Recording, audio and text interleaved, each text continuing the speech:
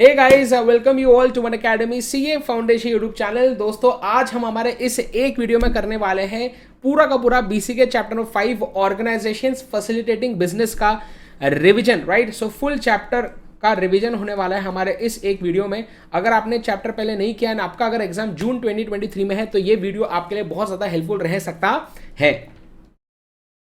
लेकिन video start करने के पहले जो लोग मुझे नहीं जानते उनको बता दो कि I am Munish Vora, I am a chart accountant and मैं सीए फाउंडेशन लेवल पे इकोनॉमिक्स बीसीए पढ़ाता हूँ एंड आगे जाके सीए इंटरमीडिएट में भी आपको फाइनेंशियल मैनेजमेंट एंड इकोनॉमिक्स का सब्जेक्ट मैं पढ़ाऊंगा।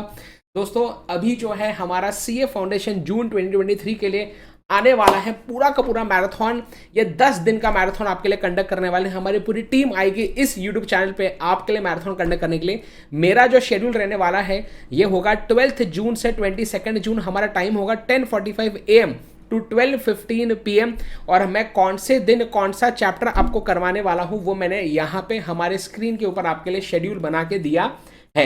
राइट, सो इसका स्क्रीनशॉट ले लेना, अपने सारे दोस्तों के साथ जरूर शेयर कर देना। ये सारे लेक्चर्स की लिंक्स आपको यहाँ पे हमारे वर्चुअल लाइब्रेरी में मिल जाएगी। आपको बस सिंपली ब्राउजर पे लिखना है bit.ly/mbsanacademy, तो हमारी वर्चुअल लाइब्रेरी ओपन हो जाएगी। राइट, आगे बढ़ते हैं दोस्तों। दिसंबर 22 में बहुत जबरदस्त रिजल्ट आए थे, 90+ बहुत सारे स्टूडेंट्स ने स्कोर किए हैं। इस बार इससे भी ज्यादा रिजल्ट्स एक्सपेक्टेड है और ये आप लोग ला सकते हैं, है ना। सो जबरदस्त पढ़ाई कीजिए, आप सब जरूर बहुत बढ़िया तरीके से बहुत अच्छे मार्क्स से पास हो सकते हैं। राइट, एंड जो भी आपके जूनियर से जो सीए फाउंडेशन दिसंबर 2023 में एग्जाम देने वाले हैं उनको बता देना कि हमारी मंजिल बैच अभी चल रही है अनअकैडमी प्लस आइकॉनिक में। अभी भी आप इस बैच को ज्वाइन कर सकते हैं। इस बैच को ज्वाइन करने की लिंक वीडियो के डिस्क्रिप्शन बॉक्स में दी है। आपको बस अनअकैडमी प्लस या आइकॉनिक का सब्सक्रिप्शन लेना है। दोनों में सेम क्लासेस मिलती है, लेकिन फर्क जो है ये चीजों का फर्क होता है। आइकॉनिक में तो कुछ एक्स्ट्रा चीजें आपको मिलती है क्लासेस के साथ साथ। एंड आपको जो है सब्सक्रिप्शन लेते वक्त अगर आप MB सर कोड यूज करते हैं तो जो भी डिस्काउंट्स है, जो भी ऑफर्स है, आपको सारे के सारे मिल जाएंगे। राइट, सो आपके सारे जूनियर्स को हमारे इस मंजिल बैच के बारे में जरूर बता देना, ठीक है ना। सो आइए दोस्तों, हमारे आज के इस वीडियो को करते हैं स्टार्ट।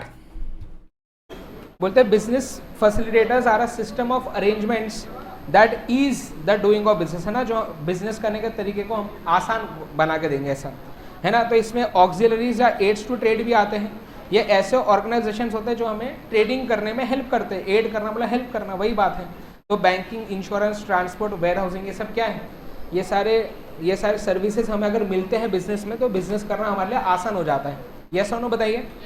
आगे फिर बोलते हैं फिर जैसे कि कुछ policy making and executive agencies भी होती है। जैसे बैंक्स के लिए हमने RBI को बनाया, जो उनके लिए रूल्स रेगुलेशन बनाता है, जिसको जब सब लोग फॉलो करते हैं तो ज़्यादा अच्छे तरीके से बैंकिंग सेक्टर चल पाता है। ये सुनो आगे। वैसे ही स्टॉक मार्केट के लिए क्या बनाया? सेबी को। कंपटीशन में निगरानी रखने के लिए CCI और इंश्योरेंस के लिए IRDA। फिर इसमें आता है बेटा पॉइंट ऑफ कॉन्टैक्ट, है ना। Point of contact business facilitators.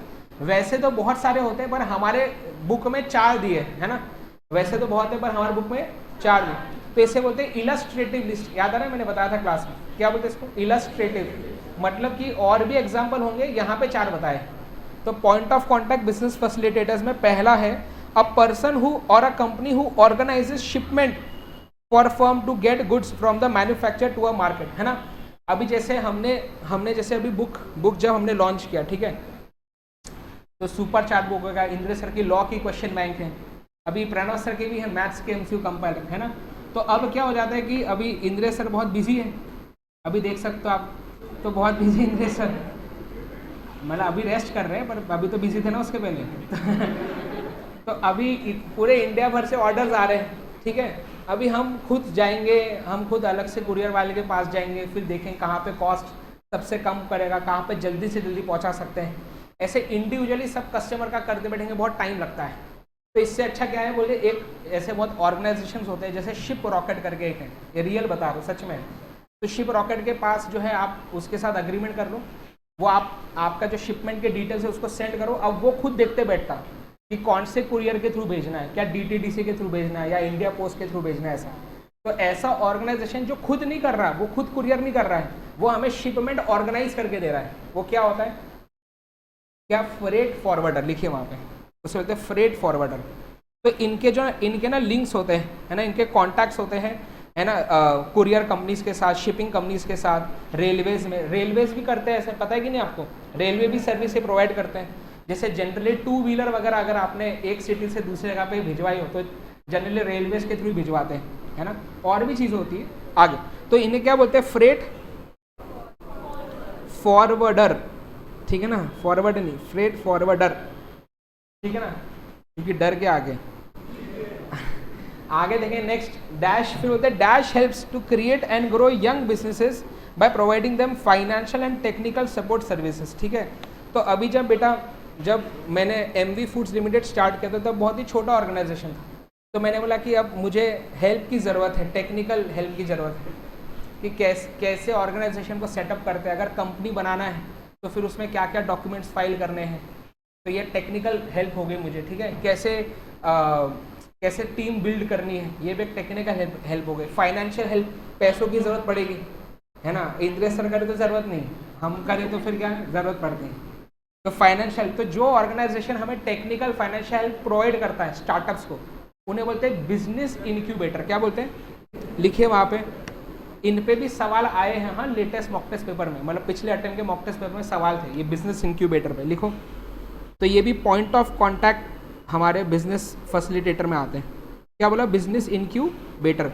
Incubator actually क्या होता है कि जब जनरली किसी बेबी को बॉर्न होने में 9 मंथ्स लगते हैं, है ना, पर अगर समझो कभी प्री मेच्योर डिलीवरी होती है ना 9 महीने के पहले, तो बेबी पूरी तरीके से वो डेवलप नहीं हुआ रहता है, तो उसको एक बॉक्स के अंदर रखते हैं ग्लास का, उसे इंक्यूबेटर एक्चुअली बोलते हैं। तो उसमें ऐसे एनवायरनमेंट क्रिएट करके देते हैं जिसमें ग्रो कर सके। तो वैसे ही वही कॉन्सेप्ट आप समझो कि जब स्टार्टअप है, एकदम नया है, समझ लो, उसको ग्रो करने में हेल्प चाहिए, तो बिजनेस इंक्यूबेटर के पास जाओ, तो वो कॉन्सेप्ट है एक्चुअली आगे, ठीक है। फिर आता है बिजनेस, अगला देखो, dash helps a budding business quickly launch a product and put it in a fast lane. तो अभी जैसे अगर ऑर्गेनाइजेशन बन भी जाता है ना, पर प्रोडक्ट लॉन्च करने में बहुत टाइम लगता है, ठीक है। अभी जैसे मैंने तो MCQ कंपाइलर बुक लॉन्च की थी बहुत पहले, अभी प्रणव सर को हम बहुत पीछे लगे थे उनके, तो उनको मैंने पूरा प्रोसेस समझाया कि कैसे बुक बनाना है, क्या करना है ना, कैसे फॉर्मेटिंग करेंगे, कैसे प्रिंट करना है, कहाँ से करना है, बाकी सारी चीज़। तो प्रोडक्ट को लॉन्च करने में भी बहुत उसमें क्या बताए एफर्ट्स लगते हैं, उसमें जानकारी होनी चाहिए। फिर साथ ही साथ जैसे मार्केटिंग का भी एक एस्पेक्ट होता है कि अगर आपने विदाउट मार्केटिंग प्रोडक्ट को लॉन्च कर दिया तो फिर वो उतना बिकेगा नहीं, ये भी चीज़ होती है। तो ऐसे ऑर्गेनाइजेशंस जो किसी दूसरे ऑर्गेनाइजेशन को प्रोडक्ट को क्विकली लॉन्च करके देते हैं उन्हें बोलते हैं बिजनेस एक्सेलरेटर। लिखिए, तो ये होता है अगला वाला, ठीक है ना। बहुत बच्चे भूल चुके हैं सब चीज़ें, है ना, पूरे चेहरे से ही लग रहा है, उनको लग रहा है अरे वाह पहली बार सुन रहे हैं सब चीज़ें। फिर एक होता है मर्चेंडाइजर। क्या होता है, जैसे वो अपना मनीष मल्होत्रा है, तो अभी करण जौहर की कोई मूवी आ रही है तो वो क्या करेगा, मनीष मल्होत्रा को बोलेगा कि इसमें हमारे जो एक्टर एक्ट्रेसेस है ना, उनको जो कपड़े पहनने हैं, कौन से एक्सेसरीज पहननी चाहिए, तो मर्चेंडाइजर क्या करके देता है, उनको बताता है कि कहाँ से आपको कपड़े खरीदने चाहिए, कहाँ से रेंट पे लेंगे, है ना, कौन से टाइप का होना चाहिए डिज़ाइन वगैरह वो सब। तो ये ऐसा पर्सन होता है who helps businesses, example of fashion house, to obtain its supplies such as fabrics, accessories etcetera. Accessories मतलब आई होप आपको पता है, जैसे घड़ी, मेन के लिए घड़ी होती है, और ये चीज़ें जो पहनते हैं वो कपड़े के अलावा वो एक्सेसरीज होते हैं। नेक्स्ट फिर बात आती है नेक्स्ट, बिजनेस फैसिलिटेटर इन फाइनेंशियल सेक्टर, है ना। तो फाइनेंशियल सेक्टर में बिजनेस फैसिलिटेटर, जैसे अभी किसी ऑर्गेनाइजेशन को पैसों की ज़रूरत है, ठीक है, तो वो अगर खुद बैंक के पास जाएगा तो बैंक वाले उसको पूरा लिस्ट बना के देते कि ये डॉक्यूमेंट्स लेके आओ, बैलेंस शीट लेके आओ, P&L अकाउंट लेके आओ, प्रोजेक्शंस लेके आओ कि अगले 3 साल में भी कितना कमाएंगे, ऐसे बहुत सारी चीज़ें करनी पड़ती हैं। तो अब उसको फिर बहुत दिक्कत होती है, तो फिर वो जाता है CA के पास, CA को बोलेगा कि मुझे इतने का लोन चाहिए, आप कुछ करके दो। तो CA हेल्प करता है उनको कि कैसे पैसा रेज करना है, कौन से बैंक से करना है, डॉक्यूमेंटेशन पूरा हेल्प करके देगा। तो क्या CA खुद पैसा देगा लोन पे, वो क्या करेगा, वो लिंक करके देगा किसको, क्लाइंट को और बैंक को, ऐसा। तो CA भी एक प्रकार का क्या हो जाएगा, बिजनेस फैसिलिटेटर इन फाइनेंशियल सेक्टर, है ना। फिर जैसे आपको इंश्योरेंस का प्रीमियम इंश्योरेंस निकालना है, ठीक है, तो उसके लिए वो होता है ना, जैसे आपके घर में या तो घर के आसपास एक कोई ना कोई LIC का एजेंट होगा ही होगा, ये फिक्स है, होना ही है। आप थोड़े बड़े होंगे तो तब आपको और पता चलेगा उसके बारे में। क्योंकि जनरली तो वरना पापा बाबा से ही बात हो जाती है, वरना ये लोग बहुत पीछे पड़ते हैं कि यार आप ले लो, एक तो पॉलिसी निकाल ही लो। तो अभी जैसे आपको इंश्योरेंस पॉलिसी निकालनी है, तो अब आपको पता नहीं क्या क्या डॉक्यूमेंटेशन करना है, तो ये बंदा हेल्प करता है आपको, LIC एजेंट्स। वो आपको बोलेंगे कि आप बस हमको दे दो, हम आपको सब करा के देंगे, फॉर्म भी भर के देते हैं वही सब अपने को, बस आप पैसा दो प्रीमियम का, ऐसा। तो ये भी क्या हो गया, ये भी फाइनेंशियल सेक्टर के बिजनेस फैसिलिटेटर्स हो गए। LIC के बिजनेस को ग्रो करने में हेल्प कर रहे हैं ये लोग, है ना, उनको कस्टमर्स तक, क्लाइंट्स तक पहुंचा के दे रहे हैं। ये क्या है, business facilitators in financial sector. क्या करते हैं ये, they link the client, they link the banks and financial institutions to their potential client. समझ पा रहे हो? आगे अब यहाँ पे देखो, बोलते हैं बिजनेस करस्पॉन्डेंट कौन होते हैं, they are the banks in person. मतलब जो बैंक एक्चुअल में पैसा देगा वो उसे क्या बोलेंगे, बिजनेस करस्पॉन्डेंट। और the individuals and entities actually provide banking and financial services. तो इनके ऊपर ज़्यादा निगरानी रखनी पड़ती है। वापस से सुनिए, बिजनेस फैसिलिटेटर जो है, जैसे CA जो है, CA क्या वो खुद पैसा दे रहा है? नहीं, वो क्या अगर सिर्फ लिंक करा के दे रहा है। तो CA के ऊपर ये ट्रांजैक्शन में उसके ऊपर उतनी निगरानी नहीं रहेगी। लेकिन बैंक जो पैसा प्रोवाइड कर रहा है और जिस क्लाइंट को प्रोवाइड कर रहा है, तो ये बैंक्स के वर्किंग पे हमें जो है रेगुलेशन की जरूरत है, जिसके लिए RBI को बनाया है। तो इसलिए लिखा है बिजनेस करस्पॉन्डेंट्स, मतलब बैंक्स जो पैसा प्रोवाइड करते हैं, है ना, तो इनके भी वर्किंग पे हमको क्या रेगुलेशन लाने की जरूरत है, जिसके लिए RBI को बनाया है। बस उतना सा ही पॉइंट है। आप आगे, इसमें वैसे कोई MCQ लायक है नहीं, एक बार रीड कर लेना। आगे नेक्स्ट फिर आता है government as a business facilitator. क्या गवर्नमेंट भी हेल्प करेगा बिजनेस को ग्रो करने में? यस। तो ये क्या करता है, गवर्नमेंट ऐसी पॉलिसीज बनाता है जो बिजनेस फ्रेंडली हो। बिजनेस फ्रेंडली मतलब हमको बिजनेस करने में ज़्यादा दिक्कत ना हो, है ना, आसानी से हमारा जो लॉ भी हो वो भी कंप्लाई हो जाए और हमारे बिजनेस पे भी ध्यान दे पाए। तो ऐसी पॉलिसीज बनाते हैं, ऐसा बोल रहे हैं। और वो एक्चुअल में बनाते कि नहीं वो तो अब आपको पता चलेगा बाद में। बोलते हैं government facilitates business by formulating business friendly policies and also by creating institutional apparatus for implementation of these policies, है ना, सच एज RBI SEBI। मतलब ये क्या बोल रहा है कि जैसे अभी ऑर्गेनाइजेशंस को पैसा चाहिए लोन पे, है ना, पैसा चाहिए। अब पैसे के लिए लोन्स चाहिए, या तो स्टॉक मार्केट से आप जो है इक्विटी शेयर, डिबेंचर्स इशू करके पैसा उठा सकते हो, है कि नहीं। तो इसके लिए स्टॉक मार्केट अच्छे से काम भी तो करने चाहिए ना, है ना। इसके लिए बैंक्स का वर्किंग भी तो अच्छा होना चाहिए। तो बोलते हैं कि देखो RBI जो है पॉलिसीज के साथ साथ इंस्टीट्यूशनल अपैरेटस बना के देता है, अरेंजमेंट करके देता है। समझ पा रहे हो बात? जैसे कि अभी मैं क्लास ये ले रहा हूँ, लेकिन इसका इंस्टीट्यूशनल अपैरेटस, इसका ये पूरा ये अरेंजमेंट करने में मुझे किसी ने हेल्प की है। अगर वो नहीं करते तो क्लास नहीं कर पाते। समझ पा रहे हो क्या बात बोल रहा हूँ? तो वैसे ही बोलते हैं कि गवर्नमेंट पॉलिसी तो बना के देगा, साथ ही साथ आपको पूरा वो क्रिएट करके भी देगा, क्या, इंस्टीट्यूशनल अपैरेटस, पूरा अरेंजमेंट करके देगा कि भैया बैंक्स हैं तो बैंक्स के वर्किंग भी अच्छे हो, तो RBI को बनाए उसके लिए कि वो निगरानी रखेगा कि बैंक्स आपके साथ कुछ गड़बड़ ना करे, ऐसा। बस वही बात है। इसमें MCQ आता है अगले पॉइंट पे, जो देखो बोलते हैं कि गवर्नमेंट का जो बिजनेस फैसिलिटेशन का रोल है वो कौन से पॉलिसी के थ्रू देखने को मिलता है। तो इसमें एक एग्जांपल दिया, जैसे मेक इन इंडिया।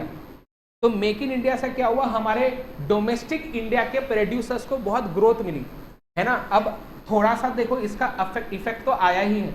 हम भी आजकल जब चीज़ें खरीदने जाते एक बार तो भी देखते हो ना कि मेक इन चाइना है, मेड इन चाइना है, मेड इन इंडिया है।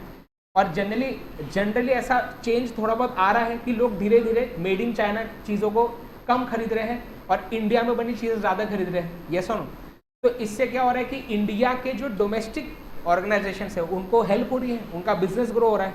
तो मेक इन इंडिया क्या हो जाएगा, an example of a policy which is made by government for business facilitation. समझ रहे हो ऐसा। फिर स्टार्टअप इंडिया में गवर्नमेंट ने क्या किया था, इन्होंने जो है बोला था कि स्टार्टअप्स को जो है एक अराउंड 50 लाख तक विदाउट मॉर्गेज लोन देंगे। मतलब जनरली कुछ आपको गिरवी रखना पड़ता है बैंक में, तब जाके लोन मिलेगा। तो स्टार्टअप इंडिया में ऐसे उन्होंने स्कीम्स वगैरह बनाई थी अलग अलग, कि आपको जो है 50 लाख तक बिजनेस लोन मिलेगा विदाउट मॉर्गेज, विदाउट। तो इससे क्या होगा, जब अगर कोई ऐसा व्यक्ति जिसके पास कोई एसेट गिरवी रखने को नहीं है पर बिजनेस करना है, तो वो भी पैसा उठा पाएगा और वो भी बिजनेस कर पाएगा ऐसा। तो क्या ये हेल्प कर रहा है बिजनेसेस को, बताइए। बस तो बस वही एग्जाम्पल है। देखो तो आपको आएगा डैश, है ना, dash are the schemes made by government for furthering and facilitating Indian businesses. क्या, make in India and startup India. आगे फिर बात आती है कि हम बात करेंगे नॉन फंडिंग इंस्टीट्यूशंस की, जो बिजनेस फैसिलिटेशन में हेल्प करती है, जैसे कि आरबीआई, सेबी, सीसीआई। देन कुछ होते हैं इंडस्ट्री स्पेसिफिक बिजनेस फैसिलिटेटर्स, जैसे कि try, telecom regulatory authority of India. इसके बारे में हम डिटेल में नहीं पढ़ने वाले हैं हमारे सिलेबस में, लेकिन आपको एग्जाम्पल दिया कि जैसे ट्राई जो है वो सिर्फ टेलीकॉम सेक्टर, टेलीकॉम कंपनीज के लिए ही रूल्स रेगुलेशन बनाता है, ठीक है। वैसे आईआरडीए जो है ये इंश्योरेंस के लिए बनाएगा, ठीक है ना, ओके। अब मेरी बात सुनना, बोलते हैं नॉन फंडिंग इंस्टीट्यूशंस का मतलब क्या है, ये आता है सवाल। इसका मतलब ये है जो बिजनेसेस को हेल्प करेगा ग्रो करने में, लेकिन पैसों के रूप में नहीं। मतलब आपको ये लोग पैसा प्रोवाइड नहीं करते, ये आपकी कंपनी में पैसा नहीं लगाते। क्या आरबीआई कभी किसी कंपनी के शेयर खरीदता है? आरबीआई क्या पैसा देगा आपको लोन पे? वो पैसा नहीं देता है, लेकिन वो रूल्स रेगुलेशन बनाएगा बैंक वालों के लिए और वो आपको हेल्प करेंगे फिर पैसा, समझ लो। मतलब ये लोग डायरेक्टली आपके बिजनेस में पैसा नहीं लगाते हैं, ये बस आपके लिए रूल्स रेगुलेशन बनाते हैं जो आपको बिजनेस में हेल्प करेंगे, ऐसा, ठीक है। तो बोलते हैं कि इन्हें हम नॉन फंडिंग क्यों बोलते हैं ये सारे ऑर्गेनाइजेशंस को? Because they do not invest in business and thus they are called as non funding institutions, ठीक है। तो ये नॉन फंडिंग इंस्टीट्यूशंस कौन से वाले हैं? ऐसे इंस्टीट्यूशंस जो बिजनेस को फैसिलिटेट करने में हेल्प कर रहे हैं पर नॉन फंडिंग है, मतलब पैसा देके हेल्प नहीं कर रहे हैं, बस समझ लो बात। बताइए आगे। फिर बात करेंगे जल्दी से आरबीआई की।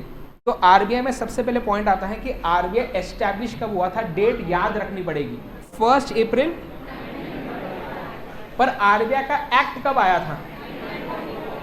19, तो लिख दो वहां पे, इसका एक्ट आया था 1934 में, ठीक है। फिर जो है इसका नेशनलाइजेशन हुआ। सर नेशनलाइजेशन की क्या जरूरत थी? देखो ना, जब अंग्रेजों का राज चल रहा था उस समय आरबीआई बन गया था, उन्होंने आरबीआई बनाया एक्चुअली, है ना। तो फिर बाद में गवर्नमेंट को अपने कंट्रोल में लेना पड़ेगा ना उसको, तो 1949 में इसको नेशनलाइज किया एंड गवर्नमेंट ने अपने कंट्रोल में लिया, ऐसा समझे। फिर इस पे सवाल आया अगेन, जून 22 एग्जाम में सवाल आया था ये कि आरबीआई का हेडक्वार्टर पहले कहाँ था या सेंट्रल ऑफिस। तो जनरली क्या होता है ना कि बच्चे लेटेस्ट वाला याद रखते हैं कि अभी मुंबई में हेडक्वार्टर है, लेकिन सवाल आया था कि मुंबई में तो है अभी, पहले कहाँ था? हाँ, तो कोलकाता या इसमें कैलकाटा लिखा है इन्होंने। कैलकाटा इसलिए लिखा है क्योंकि ब्रिटिशर्स के ज़माने में था ना ऐसा, तो वो लोग कोलकाता को कैलकाटा ऐसा बोलते थे, इसलिए वैसा काम है। तो कैलकाटा में था और बट लेटर मूव टू, अब कहाँ पर है? तो अभी हेडक्वार्टर है मुंबई में, लेकिन पहले कहाँ था? और एमसीक्यू कैलकाटा पे आया हुआ है ऑलरेडी, ठीक है। आगे बढ़े, पक्का? हेलो पीछे वाले, क्या बात, लग रहा है कुछ खाए हो। RBI is governed bye a central board of directors, है ना। अब आरबीआई बना तो दिया, पर अब उसमें काम करने के लिए लोग भी तो चाहिए, है ना। तो वहाँ पे भी तो लोग चाहिए जो काम करेंगे, और वहाँ पे जो डिसीजंस लेंगे सारे, तो उसके लिए जो मेन डिसीजन लेते हैं वो होते हैं central board of directors RBI के। अब वो सेंट्रल बोर्ड ऑफ डायरेक्टर्स में कौन बैठेगा, ये डिसाइड करता है सेंट्रल गवर्नमेंट। तो लिख दो, they are appointed by central government, है ना, मोदी जी, ऐसा फिलहाल। आगे फिर नेक्स्ट देखेंगे।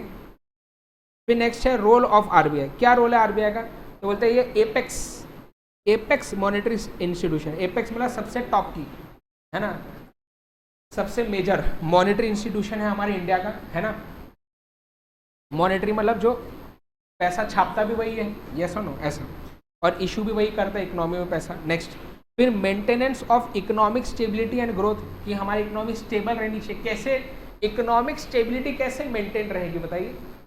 इकोनॉमिक स्टेबिलिटी कैसे मेंटेन रहेगी, बताइए। हाँ बिल्कुल सही। तो इन्फ्लेशन आएगा तो मनी सप्लाई बढ़ गया होगा, तब आता है इन्फ्लेशन। तो आरबीआई क्या करेगा, मॉनेटरी पॉलिसी के थ्रू इन्फ्लेशन को कंट्रोल में लाएगा, है ना। तो जो डिस्टेबलाइजेशन हुआ, मतलब अनस्टेबिलिटी जो आई हमारे इकोनॉमी में, उसे स्टेबलाइज कर देगा, ऐसा।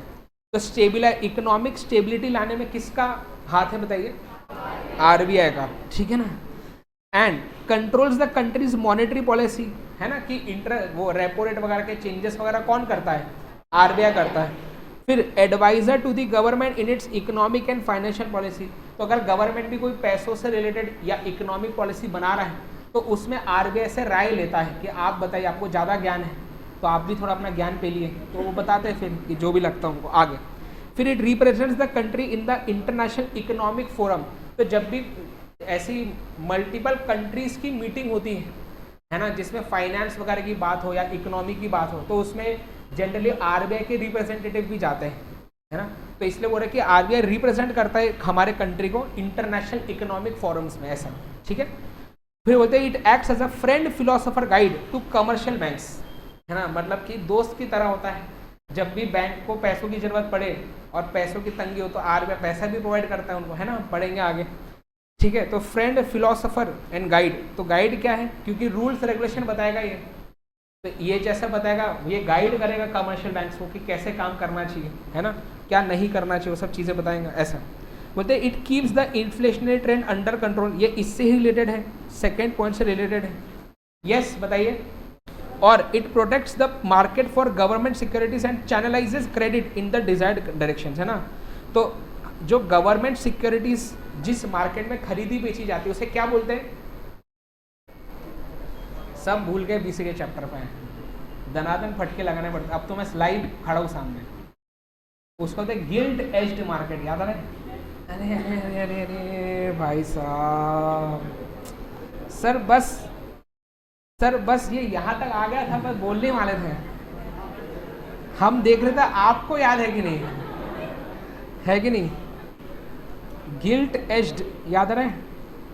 तो बोलते हैं कि आरबीआई जो ना वो गिल्ट एज्ड मार्केट में सारी वर्किंग करता है, वो गवर्नमेंट की बिहाफ पे बाइंग एंड सेलिंग करता है, गवर्नमेंट की सिक्योरिटीज का बाइंग सेलिंग करता है, ऐसा, ठीक है।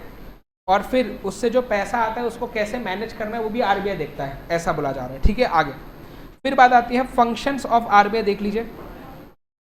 पहला फंक्शन क्या है, इशू ऑफ करेंसी, तो करेंसी कौन इशू करता है, आरबीआई, है ना, सीधी बात। आगे फिर आता है कंट्रोलर ऑफ क्रेडिट, नेक्स्ट क्या है, कंट्रोल ऑफ क्रेडिट, ये एमसीक्यू आ सकता है कि what is the principal function of RBI, mark करो, what is the principal function of RBI, है ना, क्या है, control of credit, credit control, कि बैंक वाले कितना लोन बांट पाएंगे इकोनॉमी में, उसको कंट्रोल कर सकता है आरबीआई, है ना, अपने रेपो रेट वगैरह चेंजेस से, ऐसा। तो अब बोलते हैं इसमें ना दो तरीके हैं, दो मेजर्स हैं ऑफ क्रेडिट कंट्रोल, है ना। पहला ऐसा मेजर होता है क्रेडिट कंट्रोल का जिस मेजर को यूज करके सारे सेक्टर्स की फंड अवेलेबिलिटी को अफेक्ट कर सकते हैं, इन्हें बोलते हैं quantitative major of credit policy.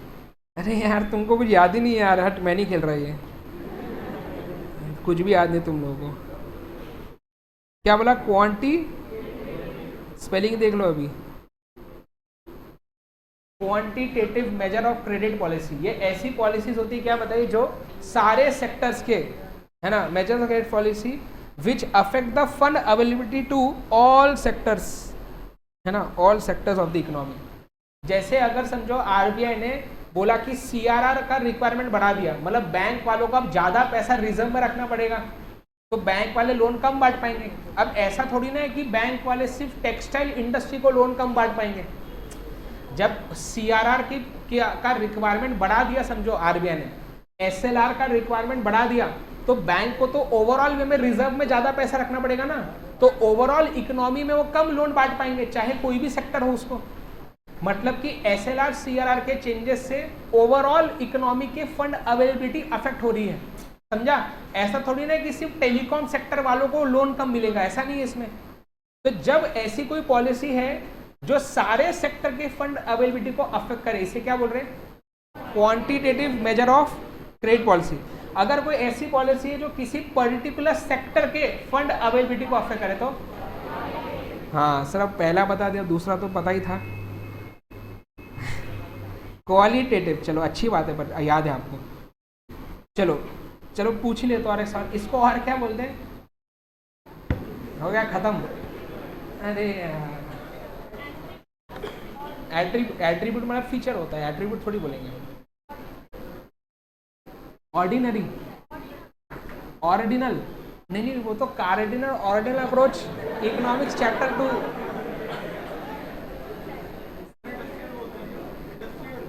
Industrial नहीं।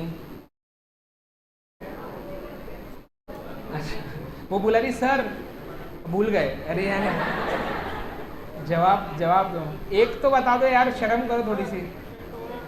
सेक्टोरल नहीं, इसको नहीं बोलते सेक्टर, इसको बोलते हैं, याद रखो, selective major of credit policy. हाँ सर सर सर, आपको तो याद है सर, बहुत बढ़िया है, आप क्लास ले सकते सर, आपको याद है।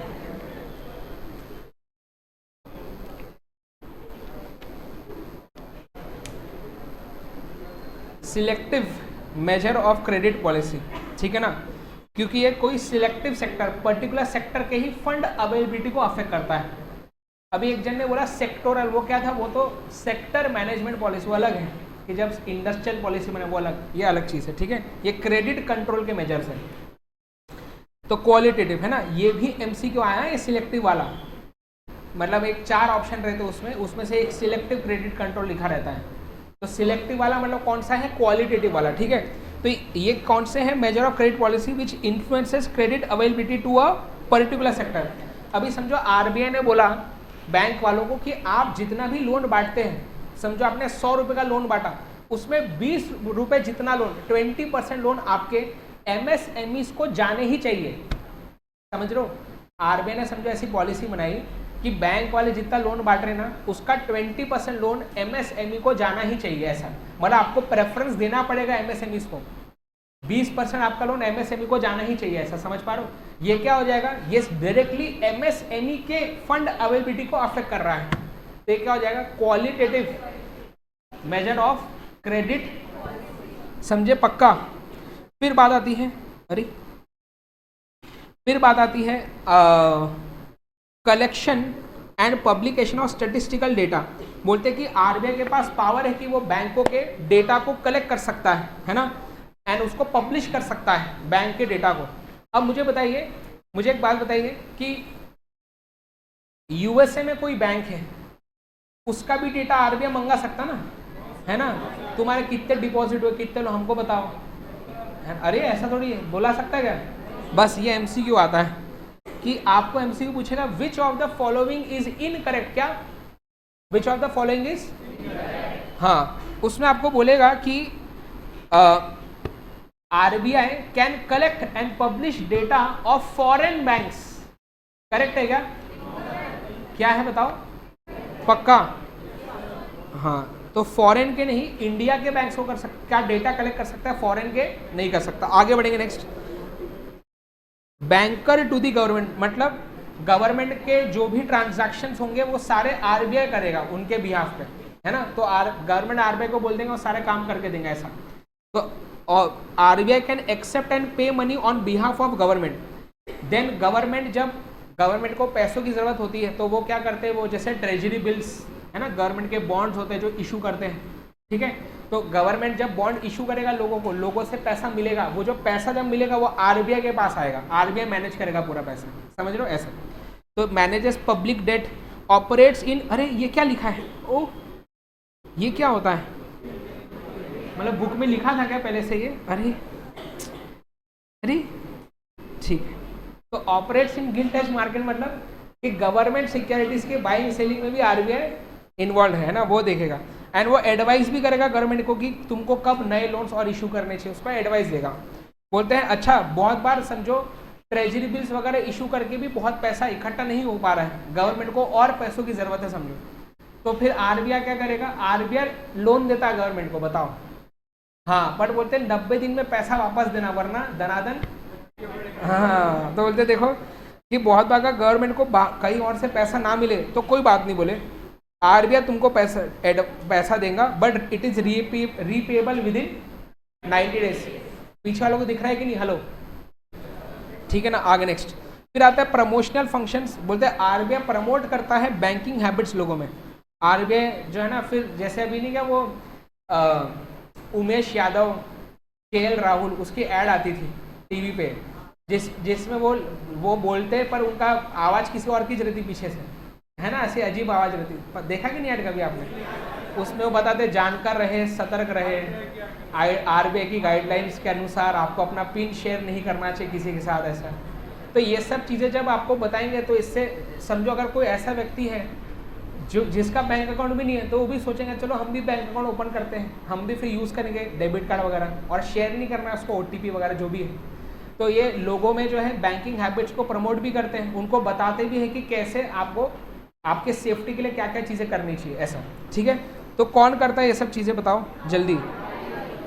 पहले ना आरबीआई के ऊपर ही जिम्मेदारी थी क्या कि एग्रीकल्चर सेक्टर को सफिशिएंट पैसा मिल पा रहा है या नहीं, एग्रीकल्चर सेक्टर में जो लोग हैं फार्मर्स हैं उनको पैसा मिल पा रहा है कि नहीं, उनको पैसा नहीं मिलेगा तो क्या बेचारे ग्रो नहीं कर पाएंगे, है ना, बहुत दिक्कतें होंगी। तो एग्रीकल्चर सेक्टर को सफिशिएंट पैसा मिल पा रहा है कि नहीं, कौन इंश्योर करता था पहले, आरबीआई। फिर ट्रेड, जो लोग बिजनेस में इन्वॉल्व है, buying selling of goods services में इन्वॉल्व है, उनको सफिशिएंट पैसा मिल पा रहा है कि नहीं, है ना। जनरली एक्चुअली ट्रेड में इसमें ना एक्सपोर्ट इंपोर्ट की बात होती है जनरली, कि जो ऑर्गेनाइजेशंस एक्सपोर्ट इंपोर्ट में इन्वॉल्व है। अब इंडिया से जो लोग एक्सपोर्ट कर रहे हैं ना वो इंडिया के लिए बहुत ज़्यादा इंपॉर्टेंट होते हैं लोग, क्यों, क्योंकि अगर आपके कंट्री में ऑर्गेनाइजेशंस एक्सपोर्ट करेंगे तभी तो फॉरेन एक्सचेंज आएगा। तो जो एक्सपोर्टर्स हैं उनके पास भी पैसा होना चाहिए बिजनेस करने के लिए, तभी वो और अपना बिजनेस आगे बढ़ा पाएंगे। तो जो लोग एक्सपोर्ट इंपोर्ट के बिजनेस में इन्वॉल्व है उनको भी सफिशिएंट पैसा मिलना चाहिए, है ना। कौन इंश्योर करता था पहले, स्मॉल इंडस्ट्रीज, जो छुटपुट ऑर्गेनाइजेशंस है उनको भी सफिशिएंट पैसा मिलना चाहिए, कौन इंश्योर करता था। लेकिन फिर आरबीआई का काम बढ़ गया तो बोले एग्रीकल्चर सेक्टर को सफिशिएंट पैसा मिलता कि नहीं, ये अब इंश्योर करता है NABARD, national bank for agricultural end of India. फिर ट्रेड क्या है बताइए, ट्रेड क्या है, एक्सपोर्ट इंपोर्ट, है ना। तो एक्सपोर्टर इंपोर्टर को सफिशिएंट पैसा मिल रहा है कि नहीं लोन्स वगैरह पे, अब कौन इंश्योर करता है, एक्सिम बैंक। स्मॉल इंडस्ट्रीज को मिलता है कि नहीं सफिशिएंट क्रेडिट, सीडबी का क्या है, स्मॉल इंडस्ट्रीज डेवलपमेंट बैंक। वाह, ऐसे का बताओ तो, ऐसा बड़ा ही बोल रहे हो आप सब।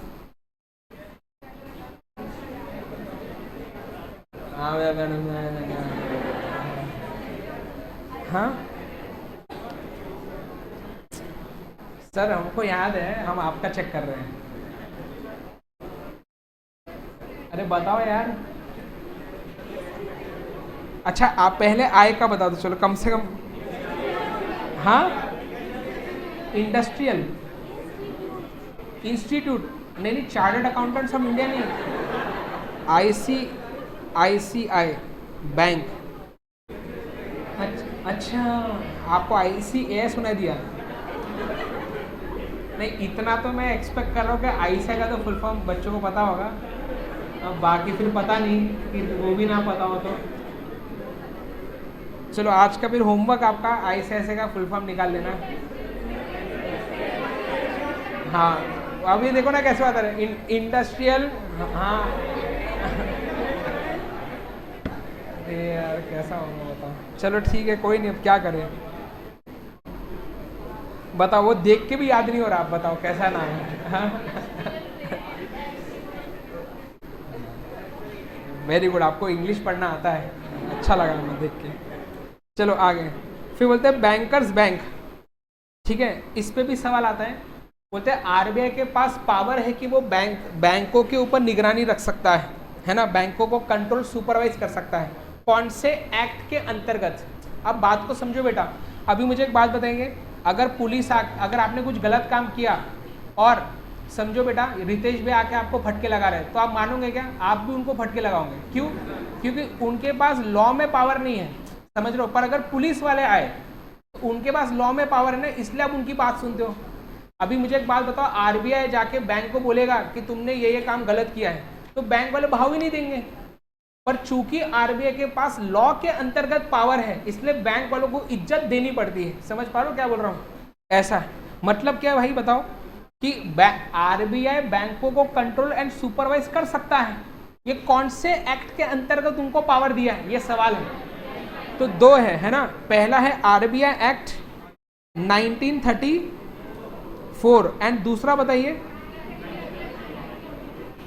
दूसरा है and banking regulation act, banking regulation act, है ना बेटा। मैं कुछ लोगों को देख रहा हूँ वो सुबह से कुछ लिख ही नहीं रहे हैं। मतलब आपने पहले इंद्रेश सर का चेहरा देखा, फिर मेरा भी देख लिया, अभी भी मन नहीं भरा आपका। अब तो लिख लो कम से कम, प्लीज लिखिए। तो क्या है, RBI act 1934 and banking regulation. ये और अभी तक बेटा 14 एमटीपी आ गई है मॉक टेस्ट पेपर, ये हमारे एमसीक्यू कंपाइलर बुक में है। अभी और 2 मॉक टेस्ट पेपर इस अटेम्प्ट में आएंगी। तो जब मैं एमसीक्यू कंपाइलर बुक बना रहा था ना, मैंने उसमें मर्ज किए सवाल, है ना, जो हमारे सिमिलर सवाल है वो मल्टीपल मॉक टेस्ट पेपर बनाए, तो उसको मर्ज कर दिया ताकि रिपीटेशन ना दिखे।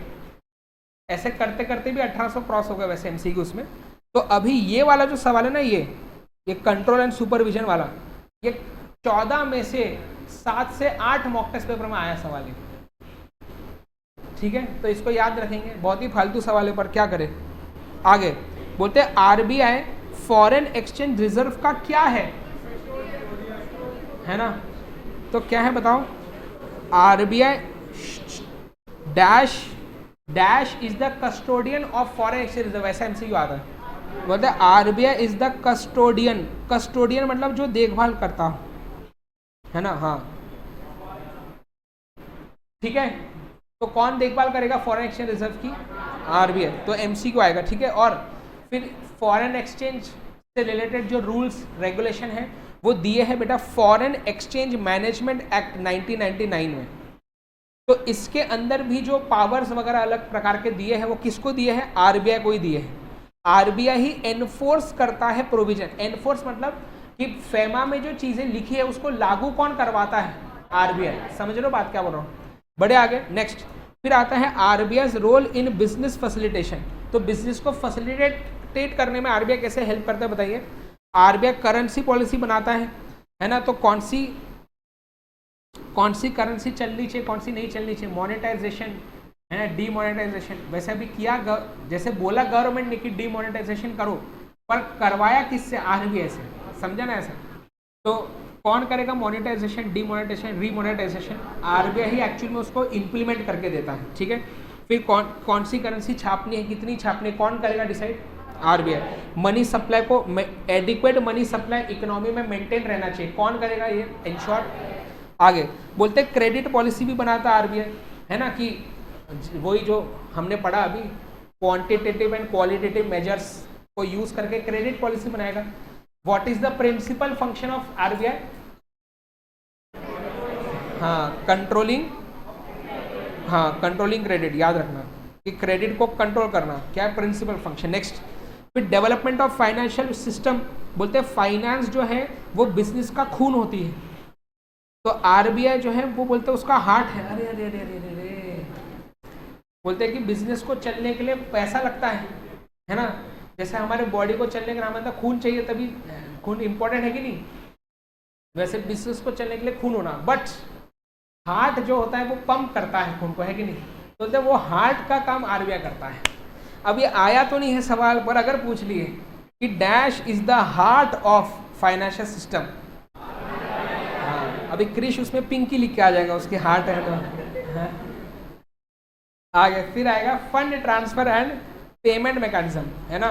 तो जो भी आप अभी जैसे आप अभी बाहर अगर खाना खाने गए होंगे तो वहाँ पे आपने अगर पेमेंट ऑनलाइन की, समझो गूगल पे के थ्रू, पेटीएम के थ्रू, तो वो आप क्यों यूज़ कर पा रहे हो इंडिया में, क्योंकि आरबीआई ने उसके लिए रूल्स बना दिए हैं और उसको लागू कर दिया, इसलिए आप यूज़ कर पा रहे हो। मुझे एक बात बताइए, क्रिप्टो करेंसी में आपने पेमेंट किया क्या किसी ने, अभी कर सकते क्रिप्टो करेंसी, अरे अभी छोले भटूरे या कुछ खाए गए थे तब किया गया नहीं। क्रिप्टो करेंसी में हम पेमेंट नहीं, क्यों, क्योंकि वो अलाउड नहीं है as a medium of exchange. तो कौन सी चीज़ें अलाउड होगी कौन सी नहीं होगी, कौन डिसाइड करेगा, आरबीआई। उसके रूल्स रेगुलेशन कौन बनाएगा, ठीक है ऐसा। अभी देखो सिंगर ने क्रिप्टो में किया एक्सेप्ट, वो तो उसका पर्सनल चॉइस है, पर सिंगर देखो मीडियम ऑफ एक्सचेंज का ये मतलब होता है जो सब लोग एक्सेप्ट करें नॉर्मली, ठीक है ना। तो यहाँ पे अभी छोले भटूरे में दोगे क्रिप्टो, उसको मालूम भी नहीं होगा, है ना। तो वैसा नहीं, मीडियम ऑफ एक्सचेंज एक इंडिविजुअल व्यक्ति ने किया, वो उसके पर्पस के लिए क्या होगा, वो उसको कहीं और बेचेगा मे बी, पर वो मीडियम ऑफ एक्सचेंज नहीं हो गया फिर, ठीक है। आगे तो फंड ट्रांसफर पेमेंट मैकेनिज्म के रूल्स रेगुलेशन कौन बनाता है जल्दी, आरबीआई, है ना।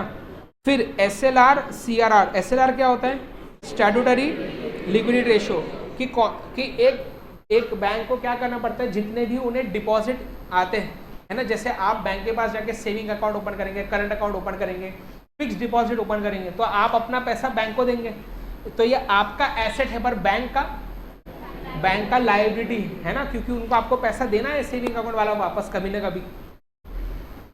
तो ये जो भी पैसा उनको आएगा डिपॉजिट में, है ना, ये उनकी क्या है, लायबिलिटी है ना। तो दो प्रकार की होती है इनकी लायबिलिटी, एक डिमांड लायबिलिटी, एक टाइम लायबिलिटी। डिमांड लायबिलिटी क्या होती है, जैसे सेविंग अकाउंट, करंट अकाउंट, आपने अगर सेविंग अकाउंट ओपन किया या करंट अकाउंट ओपन किया है, तो आप जब चाहे तब ऑन डिमांड कभी भी पैसा निकाल सकते हैं ना। लेकिन फिक्स डिपॉजिट में ऐसा होता है क्या, उसमें नहीं होता। उसमें जो फिक्स टाइम पीरियड है तब तक आपका पैसा पे ब्लॉक रहेगा, फिर भी अगर आप पैसे निकालते हो तो आप पे फिर पेनल्टी लगाते हो, है ना। तो ऐसा है, तो मतलब कुछ लाइबिलिटीज होती है आरबीआई बैंक की जो डिमांड लाइबिलिटी, मतलब ऑन डिमांड पैसा देना पड़ेगा। कुछ होती है टाइम लाइबिलिटी, जो एक पर्टिकुलर टाइम पीरियड के बाद उनको देना है, ऐसा। तो अपने total net demand and time liability का कुछ परसेंटेज बैंक वालों को खुद के पास रखना पड़ता है। क्या बताइए, कुछ पर्टिकुलर फॉर्म में। इसे क्या बोलते हैं, एसएलआर। वो पर्टिकुलर फॉर्म क्या होता है, कैश, गोल्ड या गवर्नमेंट सिक्योरिटीज, ठीक है। तो समझो कि अगर एक बैंक के पास 100 करोड़ के डिपॉजिट्स हैं, मतलब उनकी net demand and time liability कितनी की है, 100 करोड़ की, तो समझो अगर एसएलआर का 20% है, ये चेंज होते रहता है क्वार्टरली, है ना, ये चेंज करते रहते हैं। तो अगर समझो 20% का एसएलआर है, मतलब 100 करोड़ में से 20 करोड़ रुपए उनको खुद के पास रखने पड़ेंगे, या तो कैश फॉर्म में, या तो गोल्ड फॉर्म में, या तो गवर्नमेंट सिक्योरिटीज के फॉर्म में। समझ पा रहे हो। ऐसा क्यों करते, ताकि कल जाकर अगर कोई व्यक्ति पैसा विड्रॉ करने आए तो बैंक के पास होना भी तो चाहिए ना। अगर बैंक ने 100 करोड़ लिए और पूरे 100 करोड़ लोन पे दे दिए, तो कल आप बैंक में पैसा जब विड्रॉ करने जाओगे, बैंक बोलेगा हमने तो लोन बांट दिया। तो बैंक वालों के पास खुद के पास लिक्विडिटी मेंटेन रहनी चाहिए। लिक्विडिटी मतलब कैश आपके पास होना चाहिए ताकि आप खर्चा कर सको। तो कौन सा ऐसा इंडिकेटर होता है बैंक के लिक्विडिटी का, एसएलआर। समझ रहे हो बात। तो एमसीक्यू आता है, ठीक है। सॉल्वेंसी करके चीज होती है कि जब आपकी लायबिलिटीज का पेमेंट करने का समय आता है, तो क्या आपके पास पैसा अवेलेबल है कि नहीं उसे पेमेंट करने के लिए। तो अगर आपके पास पैसा सफिशिएंट अवेलेबल है आपके लायबिलिटीज को रीपे करने के लिए, तो आप सॉल्वेंट कहलाते हैं। पर अगर लायबिलिटी को रीपे करने के लिए पैसा अवेलेबल नहीं है तो, है ना। तो एमसीक्यू ये आता है कि कौन क्या होता है indicator of banks solvency and liquidity position. क्या बोलोगे। तो एसएलआर होगा तब जाके ही बैंक की सॉल्वेंसी और लिक्विडिटी मेंटेन रहेगी। ये पॉइंट समझ पा रहे हो। वरना बैंक वाले पूरा ही लोन बांट देंगे अगर पैसा, तो फिर तो जो लोग विड्रॉ करने आएंगे उनके पास देने के लिए पैसा बचेगा ही नहीं। फिर समझे बात, यस और नो बताइए। तो इसको याद रखेंगे, it is the indicator of banks insolvent या लिक्विडिटी एंड इंसॉल्वेंसी। लिख दो आप, समझे। लिक्विडिटी एंड सॉल्वेंसी, इंसॉल्वेंसी नहीं, लिक्विडिटी एंड सॉल्वेंसी। ये सॉल्वेंट है कि नहीं, तो पैसा अवेलेबल होगा तो ही कर पाएंगे। सर ये जो 20 करोड़ है, समझो 20 करोड़ एसएलआर है, पूरा ही कैश में चाहिए क्या, नहीं, तीनों में से ऐसा कॉम्बिनेशन भी चलता है। जैसे 12 करोड़ कैश में है, 5 करोड़ गोल्ड में है और 3 करोड़ जो है वो गवर्नमेंट सिक्योरिटी में, ऐसा भी चलता है। पर ये 3 में से किसी फॉर्म में होने चाहिए ऐसे, ठीक है। आगे अब वो चीज़ वैसे आपकी बुक में है नहीं कि किस फॉर्म में पैसा चाहिए, वो सीए इंटर में आएगा बाद में। आगे बढ़े। फिर वैसे सीआरआर क्या होता है। अच्छा, एसएलआर वाला पैसा किसको मेंटेन करना है, बैंक को खुद के साथ, खुद के पास मेंटेन करना है पैसा। और सीआरआर क्या है, बैंक वालों को, हाँ, अपने net demand and time liabilities का कुछ परसेंटेज आरबीआई के पास मेंटेन करके रखना पड़ता है। यस और नो, है ना। अब ये एमसीक्यू आता है कि आरबीआई ने सीआरआर का प्रोविजन आखिर बनाया क्यों। देखो ना, जो लिक्विडिटी एंड सॉल्वेंसी के लिए एसएलआर बनाए हैं, तो भी सीआरआर क्यों बनाया है। और सीआरआर वाला पैसा जो है वो तो वैसे भी बैंक के पास होगा नहीं। समझ रहे हो ना पॉइंट। तो provision for of CRR enables RBI to dash of the country. मतलब आरबीआई ने सीआरआर का प्रोविजन क्यों बनाया बताइए। मनी सप्लाई और क्या, इन्फ्लेशन कंट्रोल, और नहीं, क्रेडिट फैसिलिटी नहीं, अगेन बात वही, to control the credit position of the, ये एमसीक्यू आया है कि आरबीआई ने सीआरआर का प्रोविजन क्यों बनाया है, to control the credit position of the economy. समझ पा रहे हो क्या बोल रहा हूँ? अब इससे क्या होगा कि आरबीआई को जब पता चला कि मनी सप्लाई बहुत बढ़ गया है, ठीक है, तो आरबीआई क्या बोलेगा कि सीआरआर के रिक्वायरमेंट को बढ़ा दो, तो बैंक वाले को ज्यादा पैसा आरबीआई के पास रखना पड़ेगा सीआरआर में, तो बैंक वाले लोन कम बांट पाएंगे, तो मनी सप्लाई फिर कंट्रोल में आएगा। तो क्या करेक्ट शब्द है? To control the credit position of the economy. RBI ने क्या बनाया? सीआरआर। समझे बात? ठीक है, ये किसके साथ मेंटेन करना है बताओ ये पैसा? अभी जल्दी से सवाल का जवाब दीजिए कि हमने देखो हमने पढ़ा कि नहीं reverse repo rate. Repo rate क्या होता है? जब आरबीआई लोन देता है बैंक को, तो आरबीआई चार्ज करता है इंटरेस्ट, उसे रेपो रेट बोलते हैं, है ना, जो आरबीआई को मिलता है। रिवर्स रेपो रेट मतलब बैंक के पास एक्स्ट्रा का पैसा था, वो उन्होंने आरबीआई के पास रखा, तो उस पर आरबीआई इंटरेस्ट देता किसको? बैंक को। ये रिवर्स रेपो रेट। तो वैसे ही जैसे सीआरआर में भी तो क्या हो रहा है, बैंक वाले आरबीआई को पैसा दे रहे हैं रखने के लिए, तो उस पर इंटरेस्ट देना चाहिए ना। तो क्या सीआरआर पे कितना % इंटरेस्ट मिलता है बताइए जल्दी से? सीआरआर पे इंटरेस्ट देना ही नहीं पड़ता, लिखिए वहां पे, आरबीआई को सीआरआर वाले पैसों पे इंटरेस्ट नहीं देना पड़ता है, ठीक है। तो ये भी आपको पूछ सकते हैं, जो रिवर्स रेपो रेट रहता है वो सीआरआर के ओवर एंड अबव होता है, सीआरआर वाला पैसा अलग। अब और एक्स्ट्रा पैसा बचा है बैंक के पास जो लोन पे नहीं देना चाहते हैं, अभी समझो उतने अच्छे डील्स नहीं मिल पा रहे या मार्केट में मंदी चल रही है, उतना लोन पे नहीं दे पा रहे, एक्स्ट्रा का पैसा पड़ा है, तो बैंक वाले पैसा रख सकते हैं आरबीआई के पास अलग से, उस पे जो इंटरेस्ट आरबीआई देता है वो रिवर्स रेपो रेट होता है। तो सीआरआर पे इंटरेस्ट देने की जरूरत किसको? आरबीआई को। समझे बात क्या बोल रहा हूँ? याद रखेंगे। नेक्स्ट, सब भूल गए तुम, है ना। बोलते हैं RBI uses funds of CRR and SLR. अब ये तो बता दो कम से कम, सीआरआर वाला जो पैसा आरबीआई के पास आता है उसका वो क्या करता है? कंचे खेलता है। बताइए, वो वाला पैसा वो डेवलपमेंट बैंक्स को देता है। अरे यार भाई साहब, कुछ भी याद नहीं आप लोगों को। अच्छा, मेरे से किस किस ने पढ़ा है बीच के चैप्टर पर? पहले कम बच्चे हाथ ऊपर करना, मेरा पहले ही दिमाग खराब हो रहा है। कुछ भी याद नहीं किसी को, है ना सर? देखो इसलिए तो हमने मैराथन में आए ना। अरे यार आप समझे ही नहीं यार बात को। हम मैराथन में, आपने हमको याद नहीं इसलिए तो आए। तो आरबीआई क्या करता है? सीआरआर एसएलआर वाला पैसा जो है वो डेवलपमेंट बैंक्स को देता है ताकि डेवलपमेंट बैंक्स आगे लोन बांट सके ऑर्गेनाइजेशंस को। डेवलपमेंट बैंक का एग्जांपल बताइए, नाबार्ड, ठीक है। अच्छा, अब सवाल, अब क्योंकि अब तो आपको याद है नहीं, है ना, तो अब सवाल ये उठता है, अगला सवाल ये उठता है कि सर सीआरआर वाला पैसा तो आरबीआई के पास है, एसएलआर वाला पैसा तो बैंक ने खुद के पास मेंटेन किया है ना, वो पैसा आरबीआई कैसे देगा? ये तो हमने सोचा ही नहीं। तो एसएलआर में गवर्नमेंट सिक्योरिटी वाला भी पार्ट होता है ना, तो जितनी गवर्नमेंट सिक्योरिटी खरीदी होंगी बैंक ने, वो पैसा तो जाएगा आरबीआई के पास ही, क्योंकि गवर्नमेंट का पैसा कौन मैनेज करता है? तो वो वाला पैसा इसलिए लिखा है सीआरआर एंड एसएलआर, इसलिए ऐसा लिखा है, ठीक है। तो उसका क्या करेगा आरबीआई? डेवलपमेंट बैंक्स को देगा ताकि वो और आगे लोन्स बांट सके, है ना। चलो, किसको लोन बांटेंगे? डेवलपमेंट बैंक को आगे देखेंगे। नेक्स्ट, चलो आगे देखेंगे। अब मुझे बताइए, जब आरबीआई लोन देता है किसको? बैंक्स को। जब आरबीआई लोन देता है बैंक्स को, है ना, लॉन्ग टर्म के लिए, सिंपल भाषा में चलेंगे, लॉन्ग टर्म के लिए, तो उस पे जो रेट चार्ज करता है आरबीआई उसे बोलते हैं बैंक रेट। क्या बोलते हैं? वापस से आरबीआई ने क्या किया है? लॉन्ग टर्म के लिए क्या किया है? पैसा लोन पे दिया है किसको? बैंक्स को।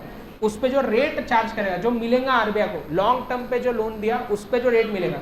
अब ये लॉन्ग टर्म भी वैसे 50-100 साल नहीं होता है, ये लॉन्ग टर्म भी मंथ्स में ही होता है एक्चुअली, 4 महीना 5 महीने भी इनके लॉन्ग टर्म है एक्चुअली, है ना, क्योंकि जो रेपो रेट होता है ना वो ओवरनाइट मनी होता है, मतलब 1 दिन 2 दिन के लिए होता है, वैसे 1 आध हफ्ते के लिए भी होता है बहुत बार, ठीक है। चलो वापस आएंगे, तो लॉन्ग टर्म के लिए दिया, उस पर जो रेट चार्ज किया उसे क्या बोलेंगे? लेकिन अगर आरबीआई ने शॉर्ट टर्म के लिए पैसा दिया है बैंक वालों को, जैसे 1 दिन के लिए, 2 दिन के लिए ऐसा, तो उस पर जो रेट चार्ज करता है वो रेपो रेट। मुझे एक बात बताइए, ये रेपो का फुल फॉर्म क्या है? क्या? देखो ये भी नहीं पता ज़्यादा बच्चों को यार, हद हो गई। मतलब रीपरचेज रेट होता है सर, लेकिन इसमें ये पोपो तो है ही नहीं। अरे हद ही हो गई यार ये तो। हाँ, इसको रेपो रेट ही बोलते पर, ठीक है ना।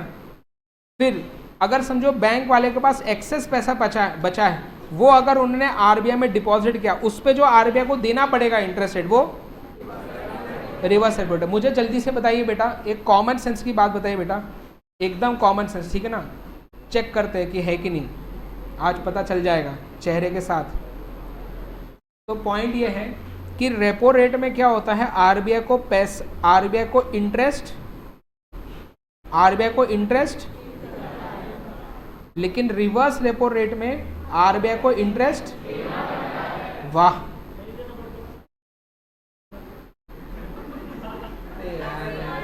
इनको बाहर निकालो पहले यार। बेटा सीआरआर पे नहीं देना पड़ता है, रिवर्स रेपो रेट सीआरआर वाला नहीं होता है, वो अलग से जो एक्सेस पैसा। बताओ अब देखो, पहले तो रेगुलर क्लास गया है, फिर घर पे रिवीजन नहीं हुआ, मैराथन में भी गया। अब वो बोलेगा सर देखो, इसलिए मैं आपका प्री एग्जाम मैराथन देखने आया, है ना। अब वो देखेंगे एग्जाम के 1 दिन पहले, तभी याद करेंगे हम। अभी ध्यान दो भाई, अभी बता रहा हूँ। तो इंटरेस्ट देना पड़ता है किसमें? कॉमन सेंस की बात बताइए, इंटरेस्ट लेंगे ज्यादा कि इंटरेस्ट देंगे ज्यादा? सीधी बात है कि नहीं? तो हमेशा क्या होता है, repo rate reverse repo rate से पक्का। तो वहां पे देखो मैंने वो भी लिखा है शायद, अरे भाई सब छाप के दिया आपको। आगे नेक्स्ट। फिर एक चीज होती है कि जैसे रेपो रेट अभी 6% के आसपास, तो उसमें ना कभी ऐसा चेंज नहीं होता कि 3% बढ़ा दो, 5%, ऐसे इतने बड़े चेंजेस नहीं होते हैं। जैसे कभी कभार बोलेंगे कि 0.25% बढ़ा दो, समझ रहे हो बात, 0.25% बढ़ाओ, बोलेंगे 0.30% कम कर दो, ऐसे चेंजेस आते हैं रेपो रेट में। आरबीआई रेपो रेट को कम ज़्यादा करते रहता है, तो उसमें जो चेंजेस आते हैं ना, तो इतने चेंजेस आते हैं, एकदम बहुत ज़्यादा मेजर चेंज कभी नहीं आता कि 3% 4% से बढ़ेगा, ऐसा नहीं होता है। अब ये 0.25% लिखेंगे, इसमें बहुत बार इसको समझने में दिक्कत होती है, तो बोलते हैं इसको ऐसा मत लिखो, बोले 0.25% को लिखो 25 बेसिस पॉइंट। तो ये लिखने का एक तरीका है बस। जैसे अगर मैंने बोला कि रेपो रेट 70 बेसिस पॉइंट से बढ़ा दिया, मतलब कि 0.7% से बढ़ाया है, तो बस ये बोलने का तरीका है कि 100 बेसिस पॉइंट मतलब 1%, ऐसा, ठीक है ना। तो चलो अब एक सवाल करते हैं। अच्छा मुझे बताइए 35 बेसिस पॉइंट मतलब कितना हो जाएगा? फिर क्या करेंगे अपन, सिर्फ सिंपली इसको डिवाइड कर देंगे 100 से, तो जो वैल्यू आती है उसके आगे लगा देंगे अपन परसेंटेज, बात खत्म। समझे कि नहीं क्या बोल रहा हूँ? हेलो, पक्का? चलो जल्दी से सवाल का मुझे जवाब देंगे आप सब, ठीक है ना। हाँ आपके साथ सी, और डी वाले कौन है? डी, ठीक है। अब बाकी बच्चे पढ़ लेते पहले सवाल कम से कम। जी पढ़िए बाकी। इस सवाल क्या है, बोलते करंट रेपो रेट जो है 6% है, difference between repo and reverse repo क्या है? 180 बेसिस पॉइंट। आरबीआई ने डिक्रीज कर दिया repo by 50 basis point, what is the new reverse repo rate? Sir कुछ भी समझ में,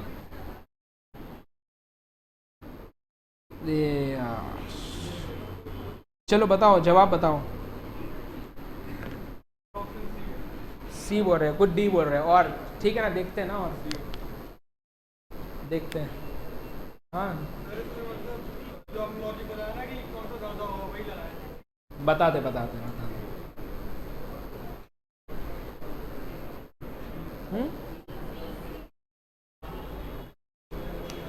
अब डी वालों का कॉन्फिडेंस गिरता हुआ, यार ज्यादा लोग सीखे हो गए हैं। हाँ? नहीं तो कौन सा सी बोल रहे हो आप? अच्छा पता नहीं मेरे को, ठीक है चलो, तो अभी उसने हमको दिया क्या है और हमको निकालना क्या है, ये देखिए। उसने हमको दिया रेपो रेट कितना है 6%, लिखो पट से। तो हमारा रेपो रेट है 6%।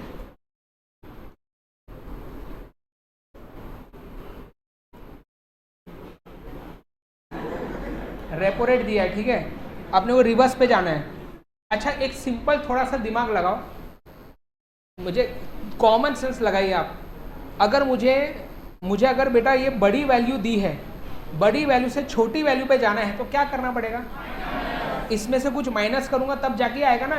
बस ये लॉजिक याद रखना है, ठीक है। आप देखते हैं तो रेपो रेट दिया, आरबीआई ने क्या किया, आरबीआई ने जो है ना ये डिफरेंस वाला पॉइंट छोड़ो, बोलते हैं आरबीआई ने डिक्रीज कर दिया रेपो 50 बेसिस पॉइंट से। मतलब आरबीआई ने रेपो रेट को सबसे पहले कम कर दिया, कितने से, 0.5% से। ये बात मानते हो क्या आप सब लोग, बताओ तो कितना हो जाएगा ये, पक्का क्या 100%।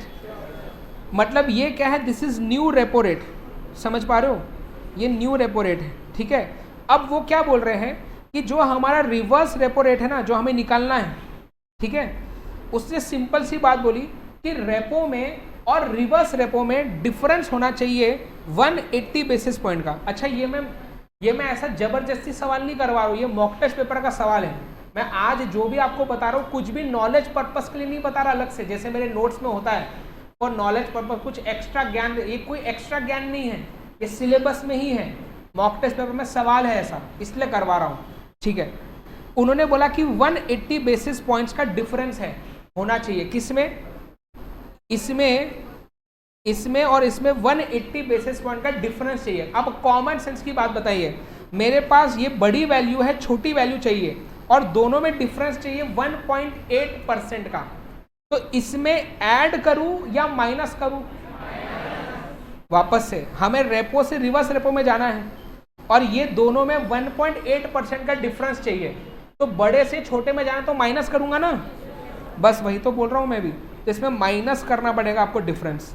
तो सर डिफरेंस, हाँ सर हमको समझ गया, डिफरेंस आया मतलब माइनस करो, नहीं ऐसा नहीं सोचना है। डिफरेंस बताया है जैसे मैंने, तो हमेशा माइनस नहीं होगा, हमें देखना है कि पहले अगर रिवर्स रेपो दिया है, हमें निकालना रेपो है, तो ऐड करना पड़ेगा डिफरेंस। आपको कॉमन सेंस लगाना है ना बेटा, अगर ये दिया है और डिफरेंस भी दिया है और ये निकालना है हमें रिवर्स रेपो, तो आपको इसमें से माइनस करना पड़ेगा ना कुछ, तभी ये आएगा। अगर समझो हमें रिवर्स रेपो रेट दिया हुआ है और हमें बोले रेपो निकालो, तो उसमें डिफरेंस क्या करेंगे, समझे क्या मैं क्या बोल रहा हूँ। तो यहाँ पे चूंकि हमें यहाँ से यहाँ जाना है इसलिए माइनस करेंगे, माइनस कर दो 1.8%, तो कितना आ रहा है बताइए। तो आंसर कौन सा सही है, चलिए ठीक है, पक्का समझ में आ गया यहाँ तक। तो अभी सेबी पे आना है, ठीक है, हाँ सेबी। तो सेबी जो है कब एस्टैब्लिश हुआ था बताइए, 12 अप्रैल 1988। अभी ना डेट्स पे सवाल पूछ सकते हो तो यार याद रखो, अच्छा रहेगा, है ना। तो 12 अप्रैल 1988 को एस्टैब्लिश हुआ था, लेकिन इसको स्टैट्यूटरी पावर कब मिली थी, तो आपको पता है ये हर्षद मेहता का स्कैम कौन से साल में हुआ था। इसीलिए क्या हुआ कि पहले ना सेबी को 1988 में बना तो लिया था, लेकिन उनके पास ना लॉ में पावर नहीं थी। मैंने आपको अभी बताया था ना पिछले सेशन में कि अगर लॉ में पावर होती है तो ही किसी की कोई बात सुनेगा ना। अभी सेबी के पास लॉ में पावर नहीं थी, बना तो दिया था पर वो कुछ एक्शन नहीं ले पा रहा था हर्षद मेहता के केस में ऐसा। तो तब गवर्नमेंट को याद आया कि चलो यार इनको पावर भी तो देना बचा है, तो तब उन्होंने एक्ट पास किया उनका। और 1992 में फिर जस्ट हर्षद मेहता के स्कैम के पता चलने पे तुरंत इसको जो है फिर स्टैट्यूटरी पावर्स दे दिए 1992। तो याद रखेंगे एक्ट कब आया 1992, लेकिन इनको हाँ मतलब पावर कब मिला इसको स्टैट्यूटरी, मतलब लॉ में पावर कब मिला सेबी को 1992, और बना कब था 12 अप्रैल 1988, ठीक है। और it came in force from 30 जनवरी 1992, ठीक है। क्या करता है सेबी, ये कैपिटल मार्केट मतलब स्टॉक मार्केट को क्या करता है, रेगुलेट करता है, निगरानी रखता है, डेवलप करता है उसको, है ना, ग्रो करने के लिए जो स्टेप्स लेने चाहिए वो लेता है, ठीक है। आगे एंड हमारे जो इन्वेस्टर्स हैं उनके इंटरेस्ट को प्रोटेक्ट करता है। तो ऐसा ना हो कि कोई कंपनी जिसने अपने शेयर्स लिस्ट वगैरह करे वो कंपनी में गड़बड़ हो, कभी कभार होता है ऐसा भी, पर उसमें भी क्या सेबी कर सकता है कि इन्वेस्टर का पैसा ना डूबे, उसके हर एक स्टेप लेने की पूरी कोशिश करता है सेबी। ठीक है, आगे फिर बोलते हैं कि जैसे हर व्यक्ति के जीवन में पहले कोई होता है, वैसे ही स्टॉक मार्केट के जीवन में सेबी के पहले कोई और था, और वो था बेटा कंट्रोलर ऑफ कैपिटल इश्यूज। तो बहुत बार सवाल आता है ये कि सेबी के पहले कौन सी थी regulatory authority? Controller of capital issues. ठीक है, हाँ, तो ये एमसीक्यू बहुत बार आया हुआ है। तो ये सीसीआई नहीं, सीसीआई है कॉम्पिटिशन कमी, वो अलग है, ये अलग है। ठीक है ना, ओके। तो सेबी के पहले क्या था ये? अच्छा, सेबी को पावर कौन से एक्ट में मिलता है? सेबी एक्ट। वैसे कंट्रोलर ऑफ कैपिटल इश्यूज को भी किसी एक्ट के अंदर पावर मिल रहा होगा, तभी वो काम कर पा रहा है। तो उसका कौन सा एक्ट था? वो था कैपिटल इश्यूज कंट्रोल एक्ट 1947। ठीक है, हेलो, पक्का? हाँ, ये बात। सेबी हेडक्वार्टर्स, इसका हेडक्वार्टर कहाँ है? बांद्रा कुर्ला कॉम्प्लेक्स है ना, अभी शायद, हाँ, बीकेसी में अभी वो भी खुला ना शायद से, नया एप्पल का स्टोर, बताएंगे नहीं आपको? तो कहाँ पर है ये? मुंबई। फिर सेबी का हेडक्वार्टर मुंबई में, लेकिन इसका रीजनल हेडक्वार्टर्स पे भी सवाल आता है। तो रीजनल हेडक्वार्टर्स जो है ऐसे याद रखना है, इसको नॉर्थ है ना, नॉर्थ साउथ ईस्ट वेस्ट है ना, तो नॉर्थ साउथ ईस्ट और वेस्ट। तो नॉर्थ में सबसे पहले क्या दिमाग में आता है, कौन सी? तो दिल्ली। तो दिल्ली में क्या है बताओ इसका? न्यू दिल्ली में northern regional headquarter of SEBI क्या है? नॉर्थ। ईस्ट में क्या है, कौन सा है बताइए?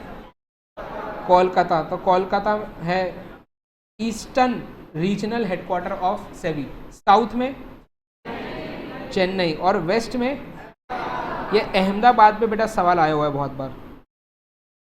ठीक है, अहमदाबाद, स्पेलिंग गड़बड़, कोई बात नहीं, जो भी है। ठीक है, बात समझ में आ गई? ये याद रखेंगे तो इधर लिख दो, जल्दी जल्दी लिख दो इधर, नॉर्दर्न, ईस्टर्न, सदर्न, वेस्टर्न।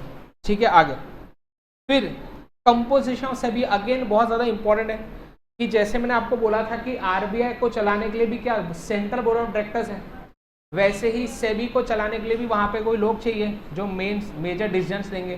तो सेबी का बोर्ड, वो बोर्ड में कौन कौन होंगे, उसके बाद सवाल आते हैं बहुत इंपॉर्टेंट।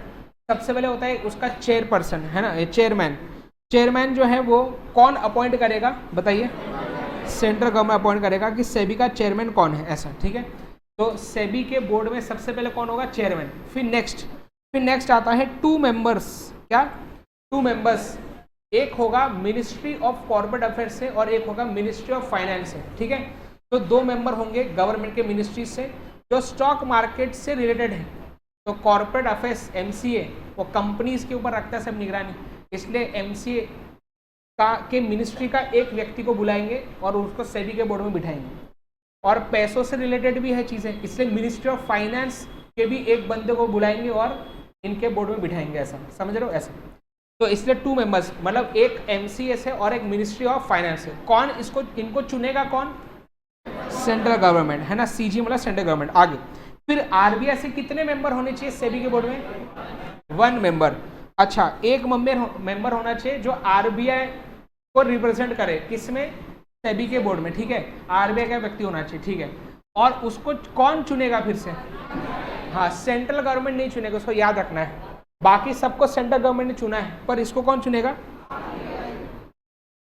फिर 5 other members out of which at least 3 shall be whole time member. Whole time member का मतलब क्या है कि जो हर मीटिंग्स वगैरह को अटेंड करे, डिसीजंस में एक्टिवली पार्टिसिपेट करे। ठीक है, इनको भी कौन चुनेगा? चलो तो जल्दी से बताएंगे एक बार वापस से। एक चेयरमैन होगा जिसको कौन अपॉइंट करेगा? फिर मिनिस्ट्री के कितने लोग? 1 कहाँ से? और दूसरा कौन चुनेगा उनको? फिर 1 मेंबर कहाँ से चुनेगा? कौन? फिर 5 अदर मेंबर्स, जिसमें से कितने होल टाइम होने चाहिए? एटलीस्ट 3, मतलब 3 होल्ड, 5 में से 3 होल टाइम रहे चलेगा, 2 होल टाइम रहे तो चलेगा, 4 रहे तो, 5 रहे तो 3 4 5 रहे चलेगा, पर 5 में से 2 रहे तो नहीं चलेगा। एटलीस्ट 3 मतलब 5 में से कम 3 होल टाइम होना, तो 3 भी रहे तो चलेगा, 4 रहे, 5 होल टाइम रहे तो भी चलेगा। ठीक है, आगे फिर बात आती है सेबी को जो है ना 3 ग्रुप्स के नीड्स को के लिए रिस्पॉन्सिव रहना चाहिए, मतलब 3 लोगों के नीड्स का ख्याल रखना चाहिए। कौन से हैं, इस पे भी सवाल आता है, बहुत ही चिल्टू सवाल आएगा। यही जो लाइन है पहली वो होगा क्वेश्चन में, ऑप्शन ए, बी, सी और ऑल ऑफ दी अबव। क्या बोलेंगे? तो सेबी किसके नीड्स के बारे में ध्यान रखता है? सबसे पहले इशूअर ऑफ सिक्योरिटी। कौन होते हैं इशूअर्स? जो कंपनी होती है जो इशू करेगी अपने शेयर्स, यस और नो। इन्वेस्टर्स कौन होते हैं? आप और मैं, जनरल पब्लिक है ना, जो पैसा लगाएंगी, शेयर्स खरीदेंगी कंपनी के, यस और नो, सिक्योरिटीज खरीदेगी, तो जनरल पब्लिक हो गई। और मार्केट इंटरमीडिएट्स में कौन हो जाएंगे? आपके ब्रोकर्स हो जाएगा। और कौन हो जाएगा? स्टॉक मार्केट्स, है ना, ये सब किस में आ जाएंगे? इंटरमीडिएट्स के जैसे। स्टॉक मार्केट क्या है बताइए? क्या स्टॉक मार्केट में, स्टॉक मार्केट शेयर बेचता है हमें? स्टॉक मार्केट सिर्फ एक मीडियम है जहां पे हम सेलर से खरीदते हैं शेयर, है ना। ये मैं बताया था बीसी के चैप्टर 6 का, मैंने सुपर चार्ट रिवीजन करवाया था कुछ दिन पहले, उसमें करवाए सारे इंपॉर्टेंट पॉइंट्स। चलो आगे नेक्स्ट, है ना, फिर आगे बढ़ेंगे। नेक्स्ट अगली बात आएंगी, बोलते हैं SEBI has 3 functions, 3 major functions है सेबी के। ठीक है, पहला है कि सेबी जो है रेगुलेशंस, लॉज, रेगुलेशन, रूल्स बना सकता है। लेकिन मुझे बताइए, अगर समझो रोड है ना, रोड पे हमें लेफ्ट साइड से गाड़ी चलानी चाहिए राइट साइड से, इसका रूल सेबी बना सकता है क्या? मतलब सेबी लॉ बना सकता है, बट स्टॉक मार्केट से रिलेटेड, मतलब लॉ बनाने का पावर है पर पूरा नहीं है, उसके काम से रिलेटेड पावर दिया है, इसलिए बोलते हैं इसको कि ये क्वाजी लेजिस्लेटिव पावर है। तो लॉ बनाने के पावर को बोलते हैं लेजिस्लेटिव पावर, और चूंकि पूरा नहीं है पावर, सिर्फ अपने उससे रिलेटेड है, इसलिए क्वाजी लेजिस्लेटिव। समझे बात क्या बोल रहा हूं? तो पहला लिखे कि रेगुलेशंस बनाने का पावर है, तो इसे क्या बोलते हैं? इसको बोलते हैं quasi legislative function of the, क्या बताइए? Quasi legislative function of SEBI. समझे बात क्या बोल रहा हूं? फिर बात आती है कि अगर समझो हमारे घर में चोरी हो गई, तो क्या वो चोरी के लिए हमें चोर भी मिल गया, चोर पे केस कर दिया, तो क्या उसके जजमेंट सेबी देगा क्या? उससे तो कुछ लेना देना नहीं है। पर अगर स्टॉक मार्केट में हमने किसी कंपनी में पैसे लगाए, वो कंपनी ही फ्रॉड निकली, पैसा डुबा दिया, उस पे केस कर दिया, इस पे क्या सेबी जजमेंट पास कर सकता है? हाँ, मतलब सेबी के पास रूलिंग्स, ऑर्डर पास करने का भी पावर है, पर पूरा पावर सबके लिए नहीं करता वो, स्टॉक मार्केट से रिलेटेड, इसलिए इसे बोलते हैं जुडिशियल पावर, है ना। तो क्या पूरा जुडिशियल पावर नहीं, सिर्फ अपने स्टॉक मार्केट से रिलेटेड, इसलिए क्वाजी जुडिशियल पावर लिखिए। तो क्वाजी जुडिशियल पावर यही है ना? हेलो, याद आ रहा है कि नहीं सबको? SEBI passes rulings and orders in its judicial capacity. समझ पा रहे हो क्या बोल रहा हूं? तो आपको एमसीक्यू आ सकता है कि SEBI passes rulings and judgment in its dash, या it relates to which function, ऐसा क्वाजी जुडिशियल। समझा बात सबको? हेलो, पीछे? यस, आगे फिर आगे देखेंगे। नेक्स्ट, सेबी जो है, समझो सेबी ने जो रूल्स रेगुलेशन बनाए अपने क्वाजी लेजिस्लेटिव पावर के अंतर्गत, वो अगर रूल्स रेगुलेशन किसी ने फॉलो नहीं किए या हमें वो चेक करना है, क्या वो कर सकता है? ऐसा काम, जैसे समझो कहीं पे चोरी हुई या किसी का मर्डर हुआ, तो अब वो चीज़ तो सही नहीं होगा, उसका इन्वेस्टिगेशन कौन करता है? पुलिस। पुलिस क्या करती है? जो लॉ बनाया है वो फॉलो हो रहा है कि नहीं, वो इंश्योर करने का काम करती है, इसे बोलते हैं एग्जीक्यूटिव पावर होना। ठीक है, तो सेबी के पास भी एग्जीक्यूटिव पावर है, पर वो क्या चोरियां वगैरह का देखेगा कि अपने स्टॉक मार्केट से रिलेटेड, इसलिए क्वाजी एग्जीक्यूटिव पावर के अंतर्गत सेबी जो है वो इन्वेस्टिगेशन भी कंडक्ट करा सकता है। समझे बात? क्या लॉजिक समझ पा रहे हो कि नहीं बताइए? बीसीके में बहुत ही तंग है लोग, मुझे ऐसा लग रहा है, कुछ है ना।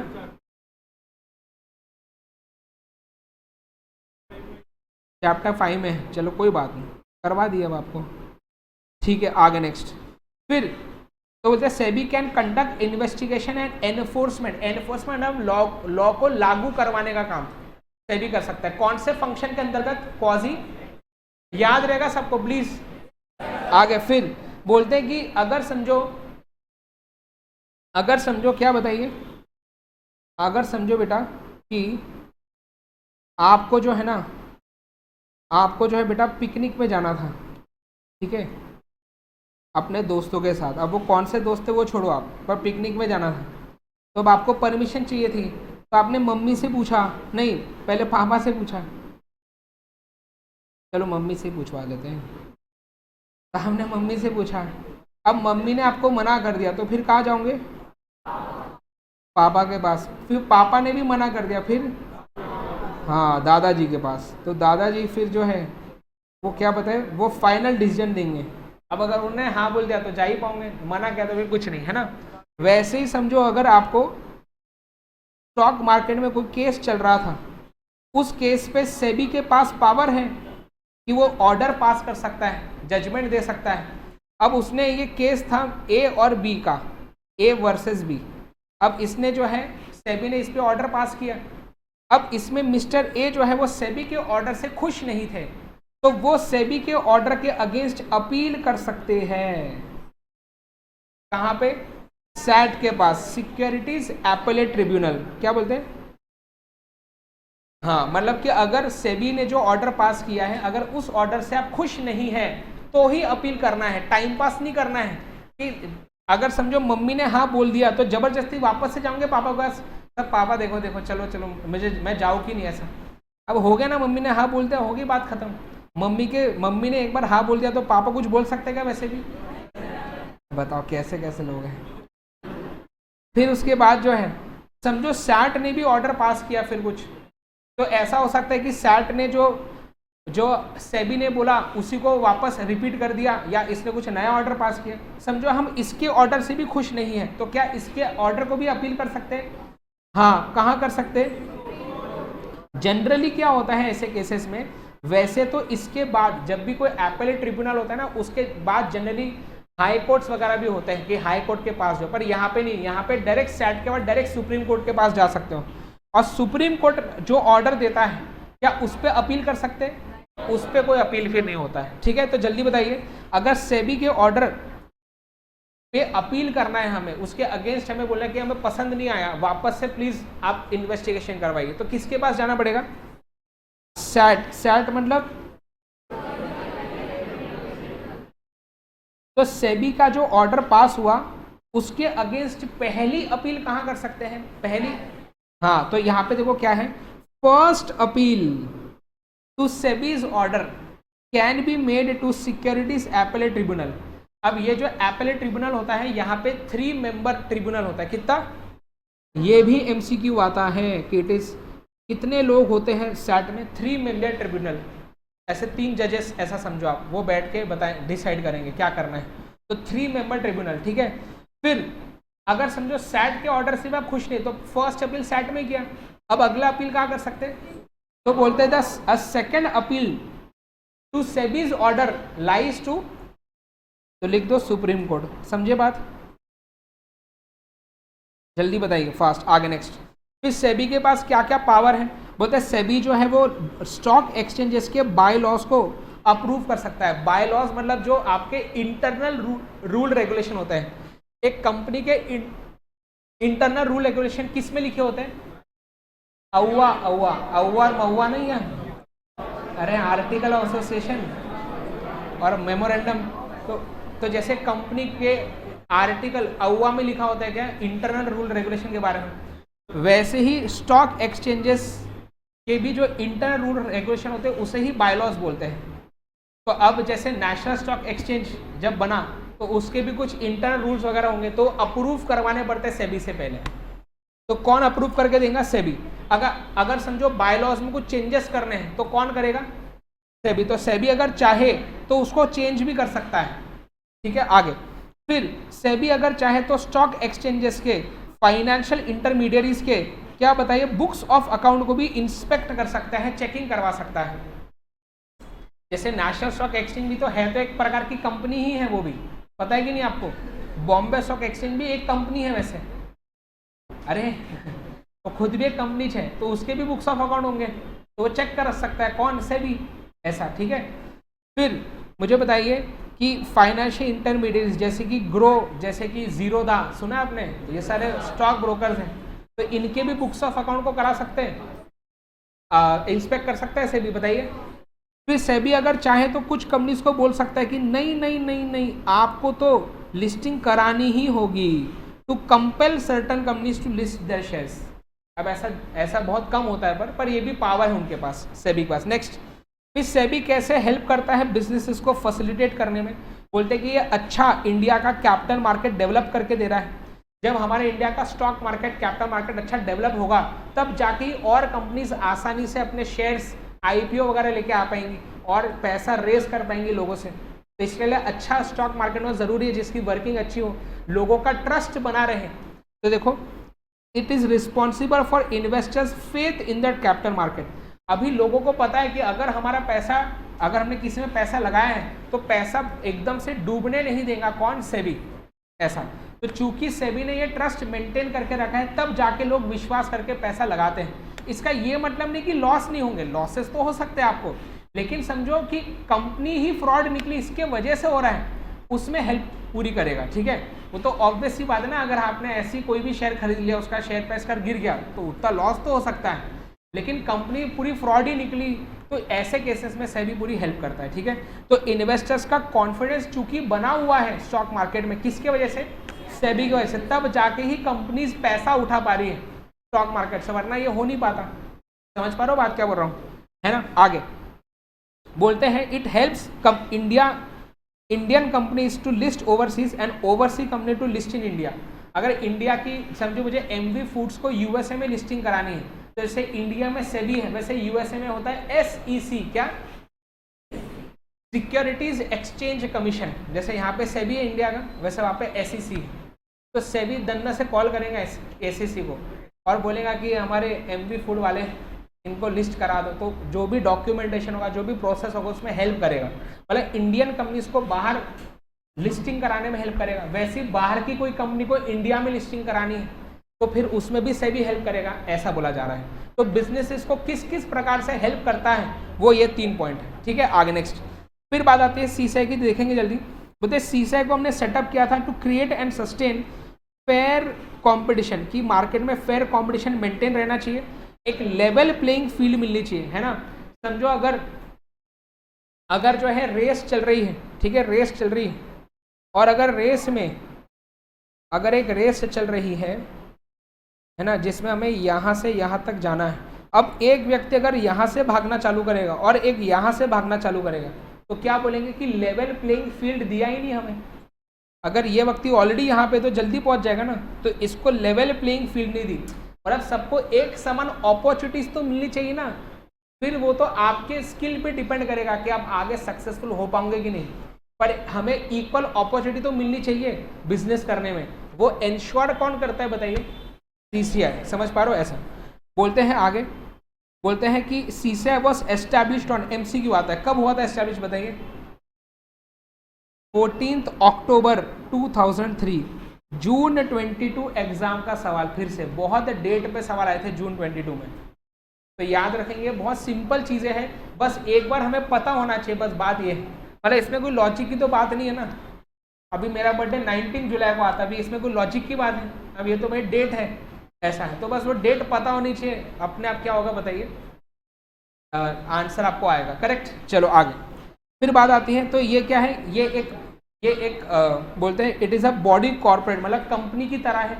इसका क्या परपेचुअल सक्सेशन है, मतलब अगर सीसीआई के बोर्ड मेंबर्स छोड़ के चले गए तो क्या सीसीआई बंद हो जाएगा, वो तो चलता रहेगा, ठीक है ना, क्योंकि वो परपेचुअल सक्सेशन उसका। नेक्स्ट, सीसीआई के ये एमसीक्यू आता है, जैसे हम बोर्ड की बात कर रहे थे, सेबी के बोर्ड की बात की, वैसे सीसीआई के बोर्ड में कौन होता है, बोलते हैं 1 चेयरपर्सन एंड 6 अदर मेंबर्स, याद रखेंगे, एंड 6 मेंबर्स, जिसको कौन अपॉइंट करता है, सेंट्रल गवर्नमेंट। फिर अगली बात बोलते हैं सीसीआई को अपने काम करने का पावर कहां से मिलता है, कंपटीशन एक्ट 2002 से, ठीक है। ये क्या है, इस एक्ट में दिया गया है ऐसे रूल्स एंड रेगुलेशन जो कंपटीशन को क्या करते हैं, कंपटीशन पॉलिसी को एनफोर्स करते हैं। इम्प्लीमेंट करते हैं, है ना, जो भी हरकतें, अगर कोई समझो एंटी कॉम्पिटिटिव हरकत कर रहा है मार्केट में, तो उसके ऊपर एक्शन ले सकता है सीसीआई कंपटीशन एक्ट के अंतर्गत। ठीक है, अब एंटी कॉम्पिटिटिव एक्ट क्या हो सकता है, जैसे मैंने आपको बताया कि अमेजोन और फ्लिपकार्ट मिल गए, अगर तो ये एक एंटी कॉम्पिटिटिव हरकत होगी, ये कंपटीशन के खिलाफ है। क्यों? क्योंकि अगर ये दोनों ही मिल गए तो ऑनलाइन स्पेस में फिर और कोई बचेगा ही नहीं ना, तो इनको, हाँ क्या बोल रहे हो, वो तो बहुत मारते रहते हैं ऐसे क्लेम, है ना, तो ऐसे तो बहुत चलते रहते हैं इनके सीसीआई के। ये करोड़, मैंने रेगुलर क्लासेस बताया जिसने देखी होंगी, उसमें मैंने बताया कि बहुत करोड़ की पेनल्टी ठोकते हैं ऐसे नॉर्मली। तो एक बार गूगल को भी इन्होंने नोटिस भेजा था, तो गूगल ने रिप्लाई दिया नहीं, गूगल इंडिया ने, तो इन्होंने 1 करोड़ की नोटिस भेज दी ऐसी, क्योंकि तुमने हमको रिप्लाई नहीं दिया इसलिए। तो इनकी एकदम करोड़ की नोटिस रहती है, ऐसे 250 करोड़ 500 करोड़ ऐसे पेनल्टी लगाता सीसीआई। तो इसलिए जो है ऐसी हरकतें करने का ही नहीं, एंटी कॉम्पिटिटिव। और क्या हो सकता है एंटी कॉम्पिटिटिव, समझो कि मार्केट में नया कॉम्पिटिटर आ रहा था, तो तुमने क्या किया, तुमने ना कॉस्ट के नीचे बेचना चालू कर दिया माल। समझो आपका जो प्रोडक्ट है, समझो 50 रुपये का मिलता है, उसका कॉस्ट था 30 रुपये प्रोडक्ट को बनाने का, और उसका सेलिंग प्राइस था 50 रुपये, ठीक है ना। अब क्या हुआ कि मार्केट में नया कॉम्पिटिटर आ रहा था, तो तुमने क्या किया, तुमने ना कॉस्ट के नीचे बेचना चालू कर दिया। ऐसा क्यों? ताकि जो है ना ये कॉम्पिटिटर इसके नीचे तो बेच नहीं पाएगा, तो उसका प्रोडक्ट तो बिकेगा ही नहीं, इसका मार्केट बन ही नहीं पाएगा, तो धीरे धीरे जब बाहर निकल जाएगा तब वापस से फिर अपना प्राइस बढ़ा लेंगे।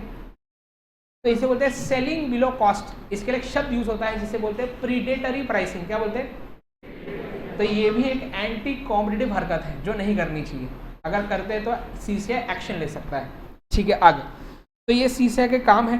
बोलते हैं ये रेगुलेट करता है बिजनेस कॉम्बिनेशन। एमसीक्यू आ सकता है। बिजनेस कॉम्बिनेशन मतलब मर्जर्स एंड एक्विजिशन, जैसे मैं बोल रहा था, है ना, जैसे दो कंपनी एक दूसरे के साथ मिल रही है तो मर्ज हो रही है।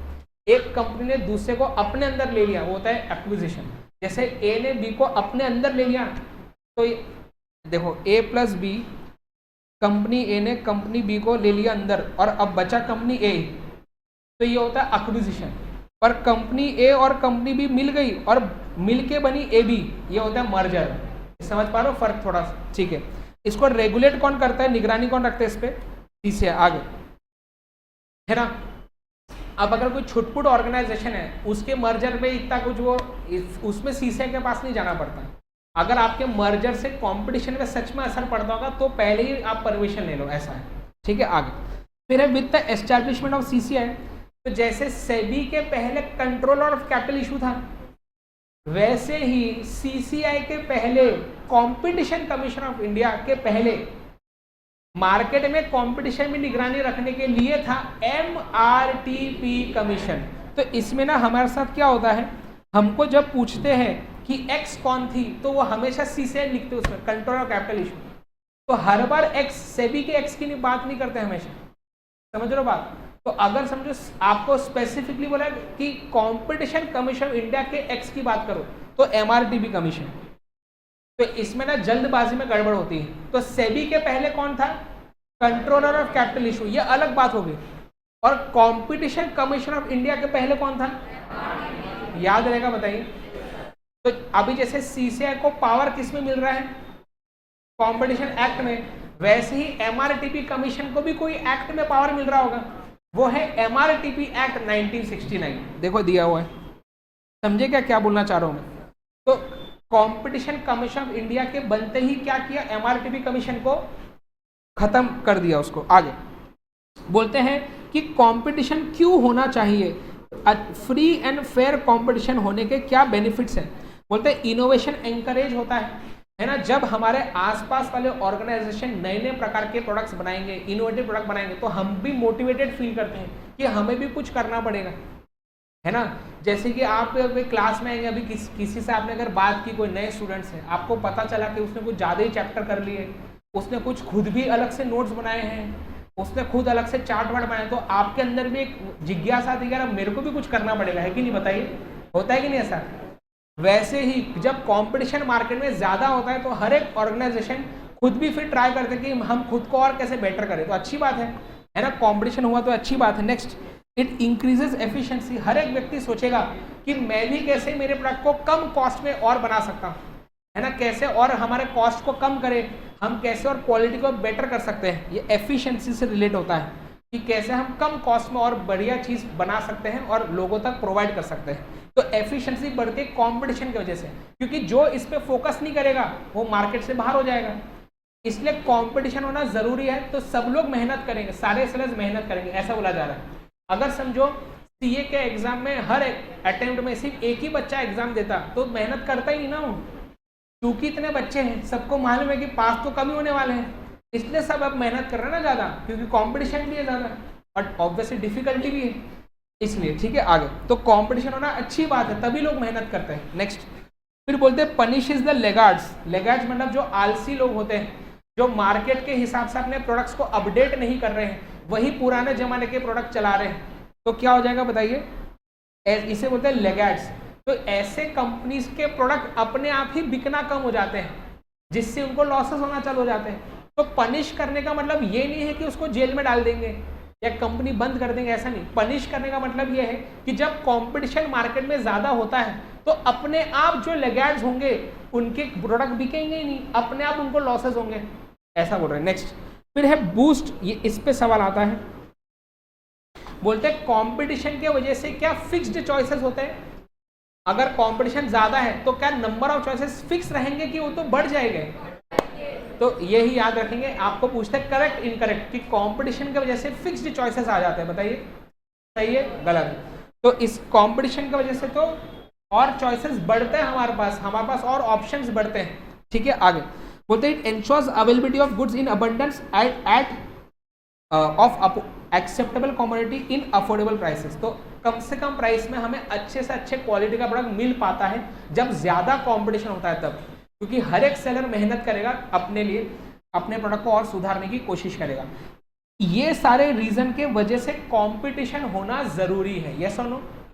अब बोलते हैं फीचर्स या ऑब्जेक्टिव या रोल ऑफ सीसीआई। बेटा ये जो लाइन है ना, ये चार बार बुक में लिखी है। एक बार लिखा है फीचर्स ऑफ कंपटीशन एक्ट में लिखा है, फिर ऑब्जेक्टिव ऑफ सीसीआई में लिखा है, फिर रोल ऑफ सीसीआई में लिखा है, फिर एक आगे कंपटीशन एक्ट का पैराग्राफ आता है उसमें वापस से लिखा है। तो ये सब ये जो है ना चारों पॉइंट ये इससे रिलेट करते हैं कि सीसीआई का क्या काम है। इन शॉर्ट, पहला काम मुझे बताइए, दिमाग लगाइए, थोड़ा सा क्वेश्चन सॉल्व करेंगे तब दिमाग लगाना जरूरी है, प्लीज घुटने का यूज नहीं करना है ना, दिमाग प्लीज लगाना है। इसमें बच्चा गलती करता ही है, वो कंफ्यूज हो जाता है, पर कंफ्यूजन का कोई बात ही नहीं है, कॉमन सेंस लगाइए। हमें कंपटीशन को बढ़ावा देना है कि रोकना है कंपटीशन को? तो बढ़ावा देने को इंग्लिश में बोलते हैं प्रमोट करना। तो बोलते हैं सीसीआई का क्या काम है, कंपटीशन को।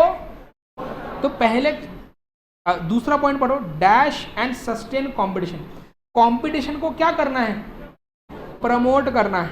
अच्छा मुझे एक बात बताइए, जैसे प्रीडेटरी प्राइसिंग अगर कोई कर रहा है ना, या दो बहुत बड़ी कंपनीज मर्ज हो रही है, तो ऐसी चीजों को बढ़ावा देना है कि कम करना है, ऐसी चीजें होने से रोकना है। ये चीजों को क्या बोलते हैं, एंटी कॉम्पिटिटिव हरकतें। तो एंटी कॉम्पिटिटिव हरकतों को क्या करना है, रोकना है, मतलब इसको बोलते हैं प्रिवेंट करना है। तो क्या बहुत ही कॉमन सेंस की बात है, मुझे बताइए, कंपटीशन को देखो फिर से प्रिवेंट बोल रहे हैं, कंपटीशन को प्रमोट करना है और एंटी कॉम्पिटिटिव हरकतों को, सिंपल है क्या। इसमें आप क्या करेंगे, आपको चार ऑप्शन दे देंगे, बोलेंगे विच of the following is incorrect, और यहाँ पे पहले पॉइंट में ना यहाँ पे प्रमोट लिख देंगे, promote practices having appreciable adverse effect on competition. मतलब ऐसी हरकतों को प्रमोट करो जिसका बुरा असर पड़ेगा कंपटीशन में। तो सही है या गलत है, समझ रहे हो बात क्या बोल रहा हूं। तो याद रहेगा, प्रमोट और प्रिवेंट, कंपटीशन को और ऐसी हरकतें जिसका एडवर्स इफेक्ट पड़ रहा है कंपटीशन पे, उसको पक्का। आगे नेक्स्ट, फिर बात आती है बेटा IRDA। इसमें तो बस ये इतना ही पैराग्राफ है, देख लो पट से। बोलते हैं ये क्या करता है, ये इंश्योरेंस इंडस्ट्री को रेगुलेट करता है। ये भी MCQ आता है। अब बताओ, बहुत ही बेटा बहुत ही चिल्टू बात है BC के, एक बार बस पढ़ने के की देरी है, कुछ भी नहीं है इसमें, सिर्फ एक बार पढ़ने की देरी है। बीसीके में आपको 40 में से एटलीस्ट आपको 35 आने ही चाहिए, ये एटलीस्ट बोल रहा हूँ, और ये बिल्कुल पॉसिबल है। पर कुछ बच्चे क्या करते हैं, बीसीके चैप्टर 3 पढ़ेंगे नहीं और बीसीके चैप्टर 6 तो पहले स्किप, मतलब 14 मार्क तो आपने पहले ही छोड़ दिए 40 में से। 6 से 7 मार्क का वेटेज है हर चैप्टर का, तो 14 मार्क इसमें चले गए। फिर बीसीके चैप्टर 5 भी आधा अधूरा करके जाते हैं। अब जब पढ़ के ही जाएंगे 20 मार्क का, तो 20 में से आएंगे कितने, 15-16 आएंगे। पर 40 मार्क का पढ़ के जाएंगे तो आएंगे नहीं इतने। और बहुत आसान है, मैं जिसने समझो नहीं पढ़ा है पहले मेरे से बीसीके, अभी भी आप कर सकते हैं। मैं और रिवीजन बाकी चैप्टर्स के तो मेरे चल रहे हैं, अभी आप देखना बाद में यूट्यूब पे, तो अभी भी समय, अभी भी आप कर सकते हो। और मैं इसलिए बोल रहा हूँ इसमें ज़्यादा मार्क्स लाने के लिए, देखो सिंपल सी बात है, एकदम फ्रैंक बता रहा हूँ, आपको 90 प्लस इकोनॉमिक्स बीसीके में आ गए तो क्या हो जाएगा, क्या हो जाएगा, आपकी तारीफ होगी, हम हमारे बुक के पीछे आपका फोटो लगाएंगे, और क्या होगा, कुछ नहीं होगा। बट होगा ये कि आपका एग्रीगेट निकलेगा, ये याद रखना।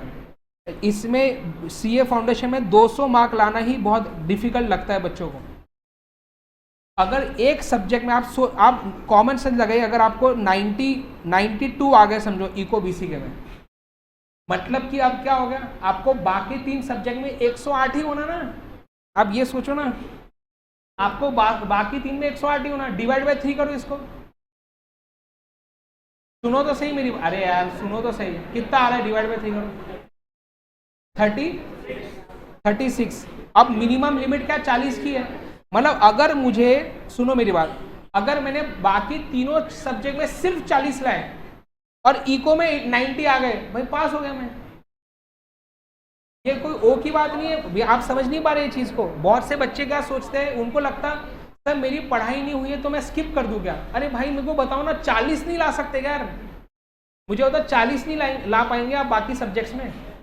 और इसमें 92 तो मैंने ज्यादा बोला, 80 भी अगर आपके आ गए तो भी 40 में आपका काम हो रहा है। आपको अकाउंट्स, मैथ्स और लॉ में 40 लाने हैं। ऑब्वियसली अगर आपने मेहनत की तो ज्यादा आएंगे, मैं वो नहीं बोल रहा कि ज्यादा मत लाइए, मैं बोल रहा हूँ कि पास होना आसान है। और पॉइंट ये है कि पास होना आसान है, तो अगर हम इसमें कम से कम 80 तो भी टारगेट करें तो आपका बाकी सब्जेक्ट में जो बोझ है वो कम हो जाएगा। ठीक है, चलो आगे वापस। और इसको करना ज्यादा अखरेगा नहीं, पर मैथ्स में डेरिवेटिव पढ़ना ये सब चीज ज्यादा अखरती है, ये ज्यादा अखरने वाला चीज नहीं है, इसलिए इसमें ज्यादा मार्क्स लाना आसान है। ठीक है, तो इसका बेनिफिट लेना जरूरी है। ठीक है ना, चलो आगे नेक्स्ट। ठीक है, आगे बढ़ेंगे। तो बोलते हैं IRDA को जो पावर है वो किस में दिया है बताओ, IRDA एक्ट 1999। ठीक है, आगे फिर आगे बढ़ेंगे। बोलते हैं it allows private players to enter insurance sector. अब देखो इसमें ना 49% का दिया है, मतलब एफडीआई की लिमिट। अब वैसे वो MCQ अभी तक तो आया नहीं है, फिर भी चलो मार्क कर लो, इसमें आपको एफडीआई की लिमिट 49% दी, मतलब कि इंश्योरेंस कंपनी इंडिया में चालू करने तो 49% तक बाहर वालों का पैसा चलेगा, पर बाकी का किसका चाहिए, याद आ रहा है ना, permission for FDI is dash uniform. हाँ बस याद रखो। नेक्स्ट होता है IRD का रोल है to protect rights and right of policy holders, है ना। तो अगर आपने कोई इंश्योरेंस लिया है, समझो लाइफ इंश्योरेंस या गाड़ी का इंश्योरेंस लिया है, अब आपकी गाड़ी समझो ठुक गई, अब उसका क्लेम नहीं दे रहा समझो इंश्योरेंस कंपनी वाला, तो आप IRD के पास जा सकते हो, वो आपको हेल्प करेगा ऐसा। ठीक है, तो पॉलिसी होल्डर्स के इंटरेस्ट को, राइट्स को क्या करेगा, प्रोटेक्ट करेगा। फिर जो इंश्योरेंस कंपनी बनाना चाहते हैं तो उसके लिए रजिस्ट्रेशन करवाना पड़ता है, उसका रजिस्ट्रेशन सर्टिफिकेट प्रोवाइड करता है कौन, बताइए, IRDA। अब आगे बात आती है कि duties, powers and function of IRDA किस में दिए हैं, ये दिए है सेक्शन, सिर्फ एक ही सेक्शन याद रखना है पूरे इको बीसीके में, सेक्शन 14 ऑफ, हाँ इसके अंदर बेटा बहुत सारे पॉइंट्स लिखे, उसको पढ़ने की जरूरत नहीं, पढ़ना है एक बार, फिर क्या अभी उस पर सवाल आ गया तो मेरे को बोलोगे, क्योंकि उस पर आ गया सवाल तो मैंने क्या किया, फिर अगली लाइन वो लिख दी, लिखो चेक करो। अब एक पॉइंट आता है टैरिफ एडवाइजरी कमेटी, ये क्या बोलता है कि इंश्योरेंस कंपनी वाले अब इंश्योरेंस के प्रोडक्ट्स का कितना प्रीमियम चार्ज कर सकते हैं, वो टैरिफ की बात कर रहे हैं यहाँ पे। तो IRDA ने टैरिफ एडवाइजरी कमेटी बनाई। अब ये MCQ आ गया था एक कि टैरिफ कौन से ऑर्गेनाइजेशन का ये फंक्शन है to supervise the functioning of tariff advisory committee. तो क्या बोलेंगे अभी, अब तो आपको मैंने बता ही दिया। तो बस तो सेक्शन आपके ड्यूटी पावर एंड फंक्शन के लिए सेक्शन 14 याद रखो। बाकी टैरिफ एडवाइजरी कमेटी के को कौन सुपरवाइज करता है, बस हो गया, इतना ही काम का है इसमें। एमसीक्यू लायक इतना ही है जितना मैंने बताया अभी। नेक्स्ट आगे बढ़ेंगे, अगली बात फिर नेक्स्ट देखेंगे। बस देखो इतना से ही बचा है। फिर बीसी के चैप्टर थी, थोड़ा करना है क्या 5 मिनट होके, वो ट्रिक्स, उसमें सिर्फ ट्रिक्स ही है वैसे, तो जल्दी हो जाएगी। बताओ अच्छा हाँ वाले कितने हैं? अरे नहीं आप समझो बात को मैं क्या बोल रहा हूँ। कल अपना चैप्टर 4 एंड 5 है, फिर मार्केट्स वाला कम होगा, क्या लगता है आपको, बताओ।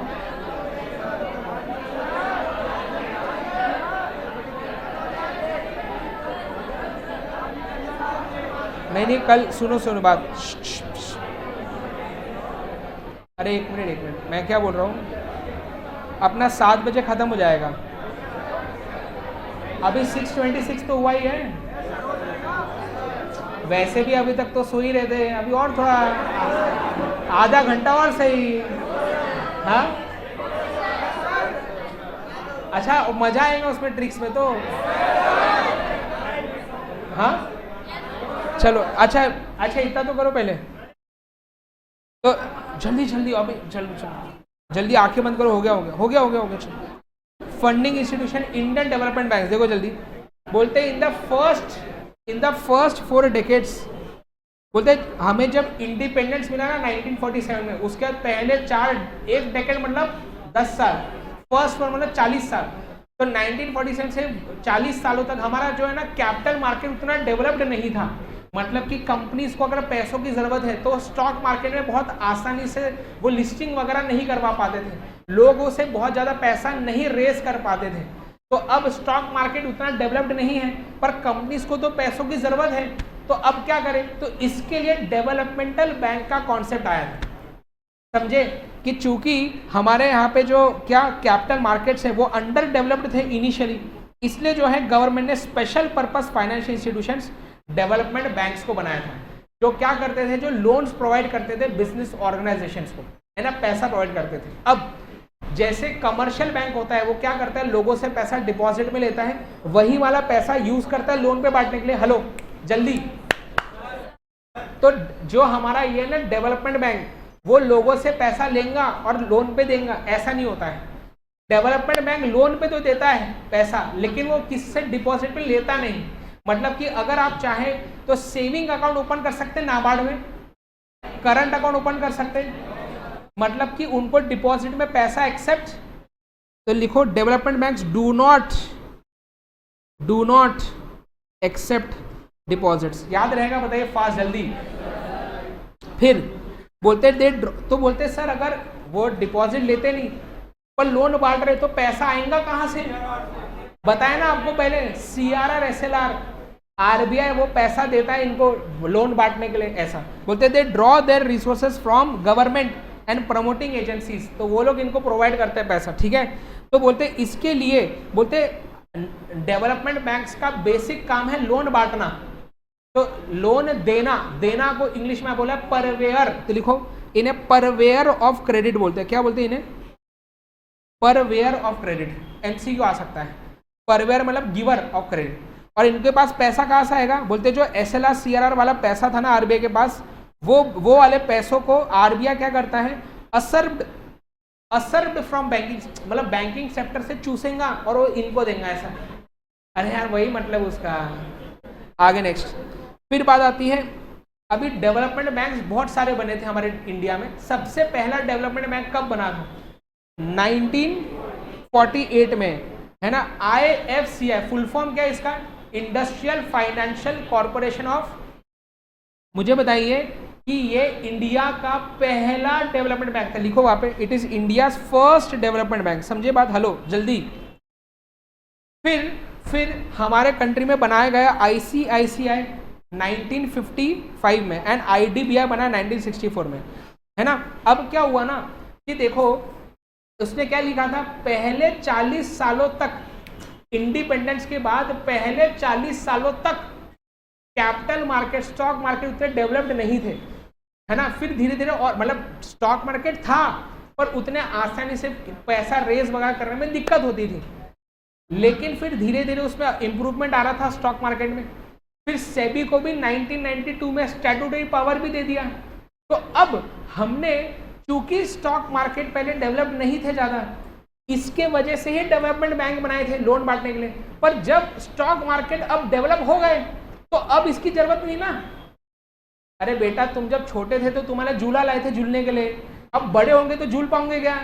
अब तुम बड़े हो गए तो झूले की जरूरत नहीं ना, तो वो झूले को हटा दिया। वैसे ही IFCI को बनाया था, अब जरूरत नहीं थी तो उसको NBFC में कन्वर्ट कर दिया। समझे? MCQ आ सकता है आपको कि IFCI जो डेवलपमेंट बैंक है उसको किस में कन्वर्ट किया? NBFC। तो अब ये भी थोड़े बैंकिंग के जैसे नॉर्मल ट्रांजैक्शंस भी कर सकता है। फिर वैसी ICICI, IDBI, ये भी डेवलपमेंट बैंक थे, अब इनकी जरूरत खत्म हो गई फिर एज अ डेवलपमेंट बैंक, तो इनको कमर्शियल बैंक में कन्वर्ट कर दिया। तो आपको MCQ आ सकता है कि कौन से ऐसे डेवलपमेंट बैंक्स है जिनको लेटर कमर्शियल बैंक में कन्वर्ट किया? तो बोलेंगे ICICI एंड, और कौन सा ऐसा डेवलपमेंट बैंक है जिसको बाद में NBFC में कन्वर्ट कर दिया? वाह, आप बहुत ही इंटेलिजेंट निकले यार आप सब लोग, मुझे तो यकीन ही नहीं आ रहा है।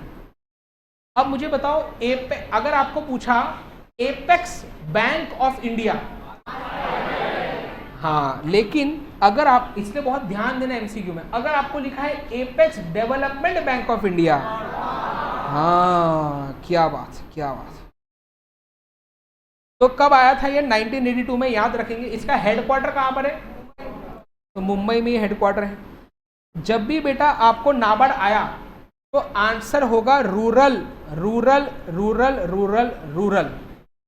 बोलते नाबार्ड किसको लोन प्रोवाइड करता? कौन सा ऑर्गेनाइजेशंस को, जो कौन से जगह पे, उसमें आपको, उसमें ना आपको थोड़ा सा ऐसा ललचाएंगे, आपको समझ पा रहे हो, आपको ऐसा लगेगा अरे बाकी भी तो हो सकता है। उसमें लिखेंगे urban, semi urban and rural, और ऑप्शन डी देंगे ऑल ऑफ द अबव। अरे अरे अरे अरे अरे, अब अपने को लगता है भैया ऑल ही चूंगा, पर क्या बोला मैंने?